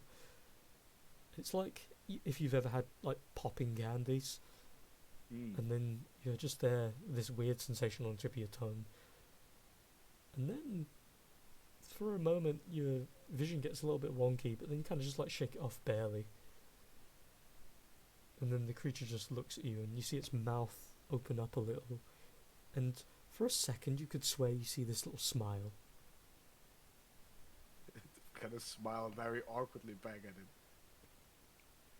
Does friend want cheese, pocket cheese? I toss the remainder of the cheese in with my gold, and I like take it out, and I pick off like a, you know, a portion I have left that you could fit like between 5 fingers, and I hold it out. It looks at it, and see as you bring it out, and it looks at it for a moment, you see as from the tip of its nose all the way down to the curliest part of its tail, its body suddenly poof, and it seems to go invisible. You can still see the silhouette because it hasn't actually moved. Ooh. And then you see slowly, as from the tip of its nose down to the curliest of its tail, its colour and the protruding small poked out parts of what look like similar to scalage change to similar appearances to what the cheese does. There are parts of its body that take on this blue hue. The rest of it is a full-on mimic yellow. And there are small parts where its little protrusions are that take on these little like black spots to try and mimic the holes in the cheese. But it doesn't do it too well. He's friend.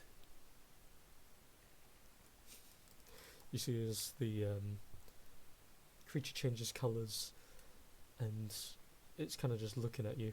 Its mouth opens into a weird like smile again, and then you kind of just hear from behind you, it's and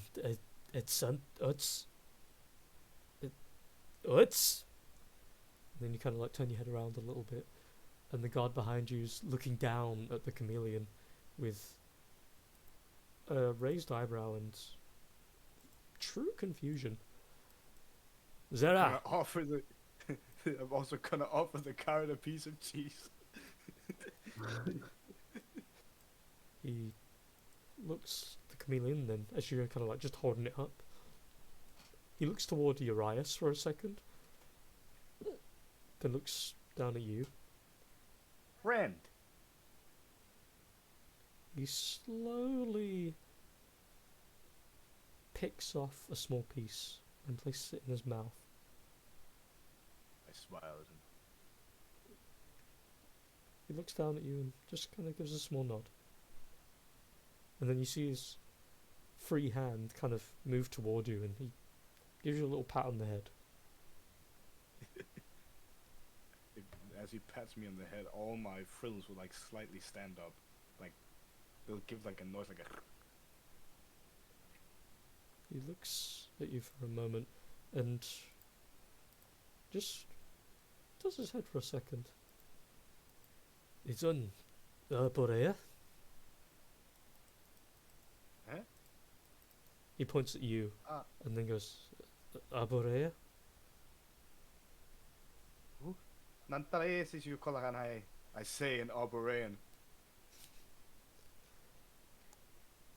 He just kind of tilts his head a little bit and kind of scratches his chin with the back of his hand.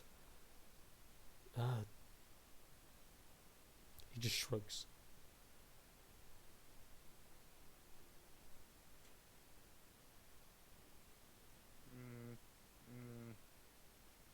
But this is trying to explain something, but she doesn't know how to explain it, so she's like bopping up and down in the same spot, and then she like dashes off, and she goes to see if she can find something to help explain. Meanwhile, then, is there anything anyone else would like to do? Yeah, I'm just chilling, sipping tea. I'm just gonna sort of like sit down with the charger triceratops and just give it a pat. Sort of like a good boy, you've been patient sort of thing. The entire time that it's been basically left outside, it's been kind of irritable, but as time carries on a little bit, seeing that its child is fine and nobody is attempting to come out, it's winding down a little bit. But every time there's a couple of steps toward the entryway, the eyes immediately flicker open and there's an intention behind the eyes. Yeah.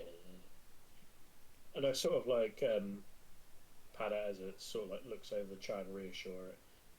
And as I do that, I sort of like shout up to the gibbon, like, "Hey kid, are you alright up there?" You see a little head push out from the fur. I'm okay. That's good. So we've had to keep you waiting for quite a while. We've just been, trying to figure out what's going on, and it turns out these people are from a distant land and not necessarily trying to mean harm. So at the moment we've more or less made somewhat a peace treaty between us at the moment, and we should be able to get you back to your sister soon. We're just waiting for a moment just to take one of the guys who can talk common with us back to the expedition base to talk. Well, for talks and, to more or less do grown-up stuff. He kind of just looks at you with a very spaced look. You get to see your sister. Oh. He smiles. There's a little nod. And then Katrina's back in camp. you see he kind of looks at you with that sort of, am I supposed to know who that is kind of face. You see as if he's going to say something, but he doesn't say anything.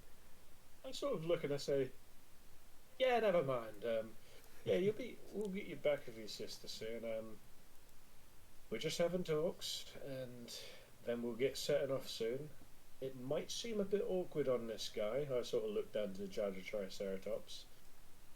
"But I'm going to try and, make sure that it's a smooth ride for you, and that this guy here," I say guy as I sort of look, I say, "this mother here is not hopefully as distressed as she currently is.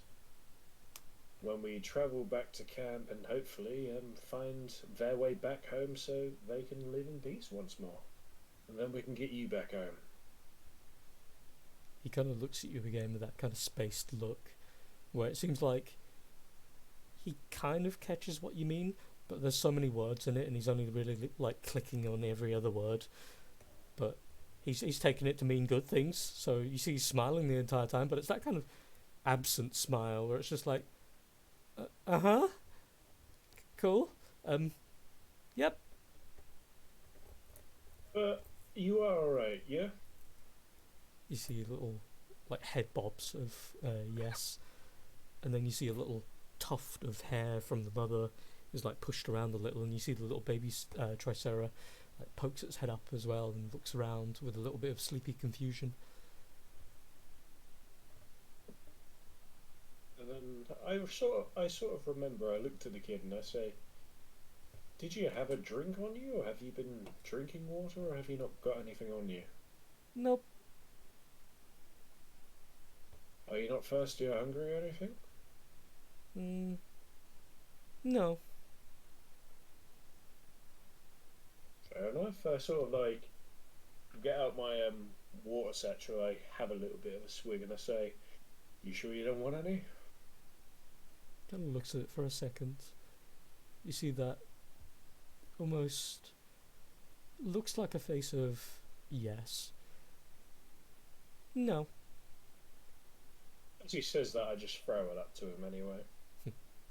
Lands very daintily into the tuft, and then he kind of like looks around it, and you see at first he can't really see it, and then the Tricera kind of looks down into the tuft as well, the baby, and they both start to like scramble trying to look for it in amongst the fur, and they kind of just like, it's like they fall into a different dimension. You no longer see them, they fall into the fur.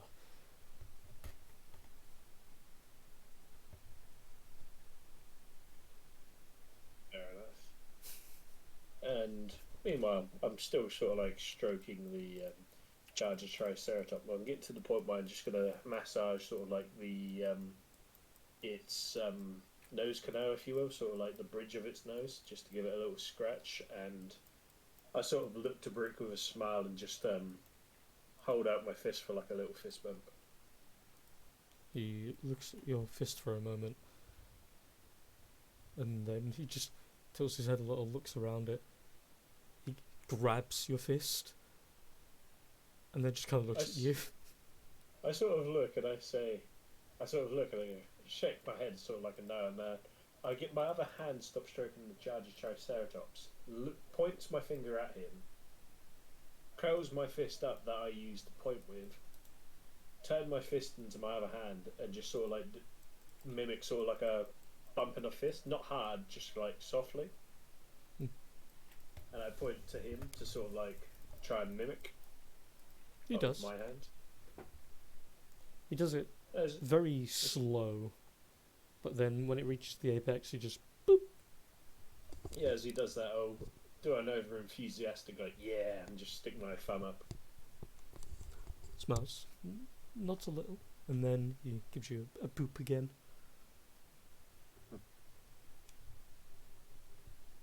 And yeah, I'll just go back to, well, more or less reassuring the charger Triceratops. Okay. That's pretty much all that I plan on doing anyway until we get moving. Okay. I'm gonna pee real quick. Anyone need anything else they want to do? Think about it now and tell me when I'm back. Boop.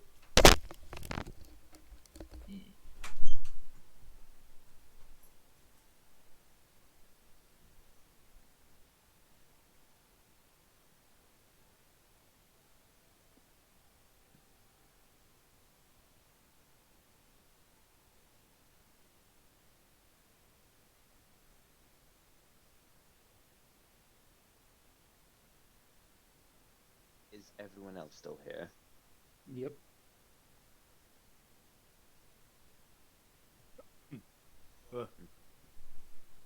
Alright.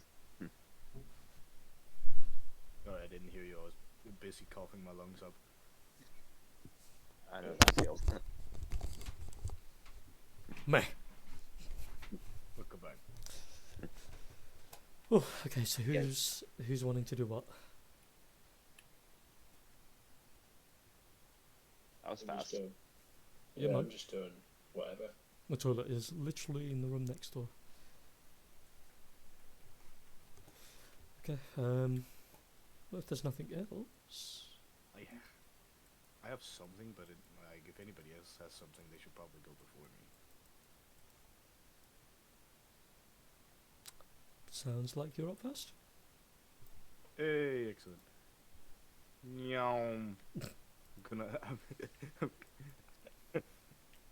Fucking Christ. I'm gonna go up behind you, Mossy. I'm gonna tap your shoulder. This needs parchment. Parchment. Well, while I'm looking for a parchment in my bag, I'm going to ask, why do you need a parchment for? This needs to um explain. Words are tricky. Uh-huh. Uh, Surprisingly, I don't see any parchment. You should. I should. Yes. I mean, I can add some parchment if you want. Let me have a look. um. Do. Or maybe not, to be fair. Crap, I'm a bit installed. Right. Yeah, no, that makes more sense. It's because you have the Dungeoneers pack. You get 0 parchment. Unless you have Mhm. some kind of book or tome or something, but I have a book, but I want to, it's the dinosaur book, so What about asking Orion if they have any spare parchment? yeah. Maybe Halfie will have parchment. he. Uh, do. Oh, I have an idea. I'm going to minor illusion of parchment and just trace with my finger what Nadissa is trying to write. Okay. It's like not actual parchment, but yeah.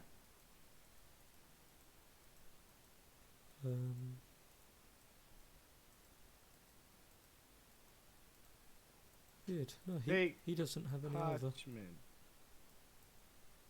Anyway, sorry, carry on.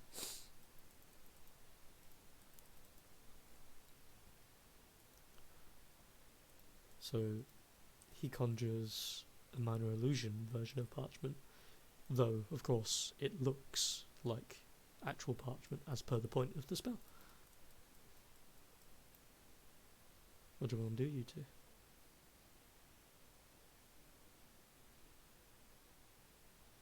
Does not have parchment? Can make a sort of a parchment, not exactly a parchment, but imaginary parchment. Imagine parchment. I'm going to use minor illusion to create like parchment. Nadissa doesn't understand, but Nadissa agrees. You draw with your finger. Mm. I start like tracing a finger in the air, trying to imagine what I want to draw. And you see lines appear on the parchment with air quotes. Okay. Is there any sand around, like the water where he could draw in? There isn't any sand. This place seems mostly like lots of dirt, but there is what looks to be like brick flooring underneath. Beside that, there's a lot any of. mud or something? Is there any mud or something where he could draw in? I mean, there would be degrees of like mud welling up in the corners. You guys could easily like collect enough. Maybe point that out in the Dissa if he needs to draw. I don't know how good the drawing came out.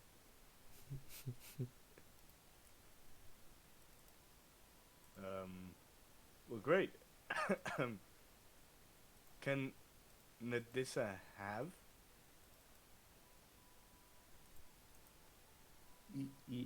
Yes, I guess.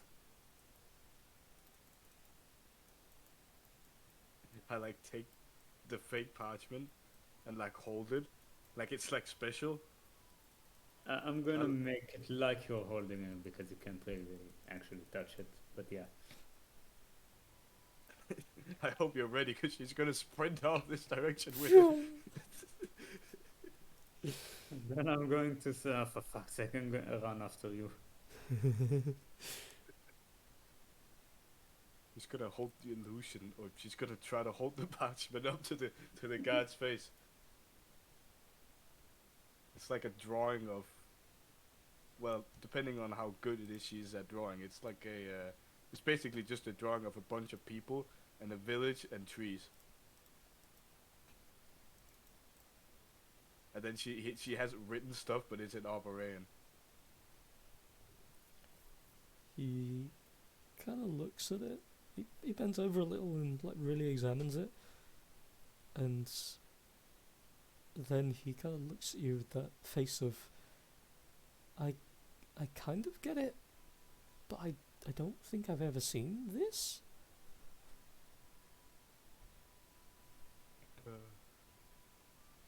She's eagerly like waiting for a response of some sort. Just kind of stares at you for a moment, and you see he starts like tracing in the air with his finger something. What languages can you speak? Common and Arborean. You have no idea. It looks like some kind of swirly symbols to you, but it could be literally anything.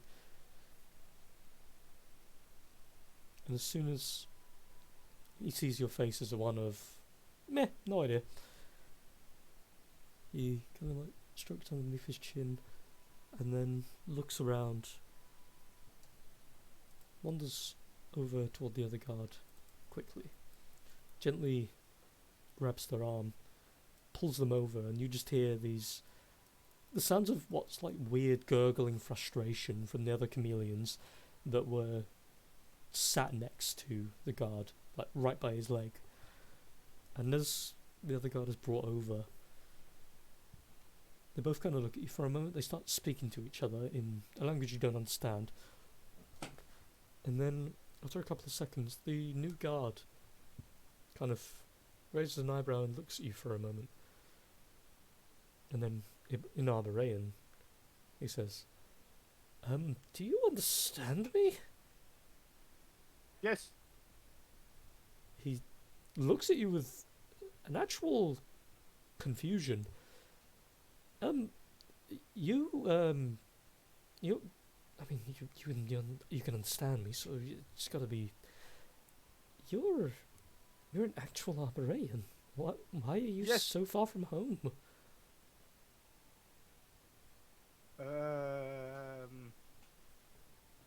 So, it all began when Nadissa was out getting mushrooms, and it was sunny. Oh no, wait, maybe it was dark. Nadissa went to the river. Wait, did she go to the big tree?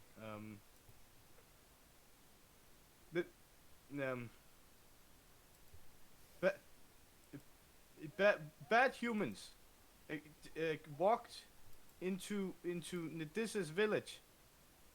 Big fighting, fire, very very rough sounds. Middle. Nadissa was very scared. She lost her mother.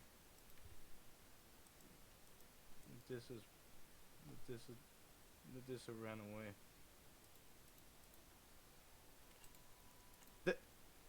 Then Nadissa found this place. Big buildings of stone. Very, very odd. She went to investigate. Almost got in trouble for eating a cat. Then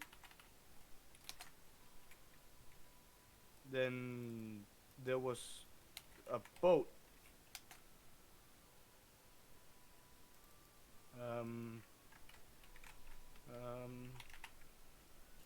Nadissa found a baby, and she points over at the cage. He kind of looks you up and down when you say that, and he kind of rolls his eyes a little bit. Yeah, I was kind of here for that part, but so going back slightly, if you're okay with it, but your family are gone? Yes. Nadissa looked for them. She really did. Couldn't find anyone. He says like she clenches her piece of cloth very, very tightly. Did you ever try any of the other clans? No. Medusa doesn't know how to find them. Not, she's not allowed to. Kind of, what is word? Clumsy. Smells a little like that. Well, Always strictly told not to go, but I had to run, and I couldn't find back.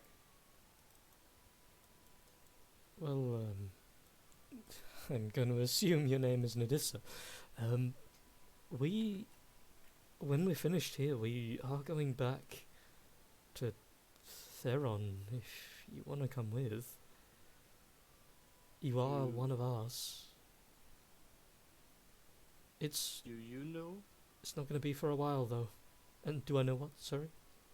Do you know clans? I know one. They treat me very kindly, though they look very different to you.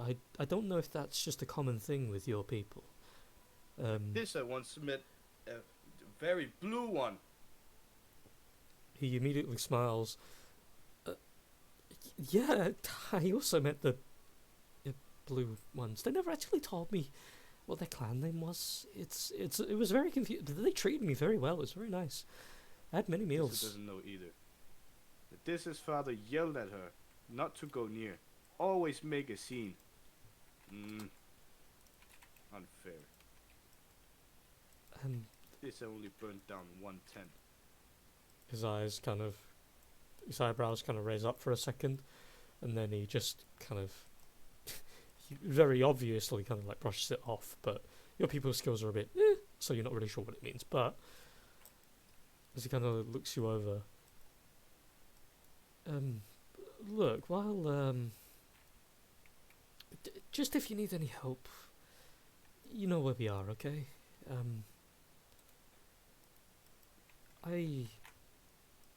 By the look of these friends, these people you've found, they seem to know what they're doing. So, if you want to come with us when we're done here, but again, it could be a while, we can come find you and take you home. Until then, you can wander with these people, or you can help us. It's your choice. I can help you find your people when we go back home. I don't think any of them would really be anywhere else. That place is too in tune with your people, and just on a quick other note, it's almost miraculous you've gotten this far. Your people don't often venture that far, especially by sea. You're about a few 100 miles away from home. You know that, right?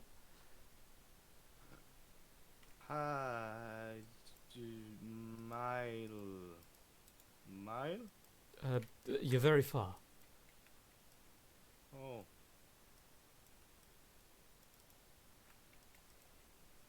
But this have made bunches of friends today. I'll have to learn to count more. Smiles with that sort of face of, yeah, yeah, I can understand why. There's a slight charm that comes from you. Well, I've got to, and then he points behind him toward the water. I've got to make sure that nothing comes through and kills us all. So I'm just going to go back to my post. If you want to keep talking, you're more than welcome to come with me. Yes, please. Nods, wanders over, takes the bow off of his back, puts an arrow into it, passes the bow and arrow toward you, and for the rest of the next couple of hours. He'll talk with you about whatever you want until you're either bored or you just stop, and he'll show you spots in the water where fish are currently swimming or the general paths that they take. And I mean, even if you decide to say fuck it and you jump in the water yourself and grab them, you two kind of spend a bit of time, and he tells you a little bit about the Blue clan that he met and how they're very much surprisingly they're not aquatic based. They more travel in like small packs when they're hunting, and they have old habits of like mostly repelling other members of the race, specifically because they feel that their temperaments don't align. The blue kinds are very cool-headed, and they're not very much in line with the more savage or natural approach to things, and they have historically taken on a more weapon and armor aspect as opposed to the more natural nude-like aspects where you would chase your prey by hand and foot and spear through them, or protective cone, or whatever you would need to do normally. They've taken on a more hunting aesthetic. That this will also share tales, and almost all of them will end in some way that she has broken something. Okay. And he tries not to laugh, but more often than not he does. And as you guys talk for the next couple of hours, final check. Does anyone want to do anything? Anyone want to what? Do anything?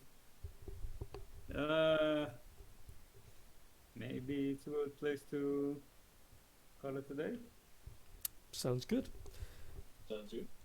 Because I was going to give you a lovely cliffhanger anyway. Oh. Yes. And I'm going to do it by doing some checks first. Okay. Luckily, because one of the guards wasn't distracted, he managed to catch the onslaught of creatures coming your way. Oh. Specifically the Sahagin. Some of which are swimming their ways closer. Specifically the what? The Sahagin. Fish people. Fish people. Okay. And so, because he saw them, when initiative comes to, you guys will not have a surprise round, as they're swimming their way very rapidly underwater toward you all. And he raises the alarm. But we will deal with that next week. Okay. And so Nice. I think, yeah, for now that'll be that, my guys. Is there anything anyone would like to ask or do or say, or? Nope. Nope. Anyone like to spend an inspiration to ask a question? I'm good. No, I'm fine. Okay. Well, cool. It's 9:30. I'm going to go cook dinner for me and the other half before I die of starvation. Yeah, don't die. Excellent choice. Thank you. I know. You know, good life choices. Oh. We've still got things to do, Lee. Other campaign especially, like you guys got a boss to finish. Yeah, that and, you know, the Hindu coming up. True. And then, That's the and then ultimate I was going to spell. say, then the subsequent wedding, yeah. Yeah, can't be missing that, man. Can't Damn be right. dying before that. Well, I mean, what if I came back specifically for that one day? Wouldn't that be cute, you know? It would be pretty awesome, yet kind of disturbing. What if you got limbs hanging off? Come on, Connor. I have more respect than that. Let's stitch them on. Right, I'm off. I will see you nerds later.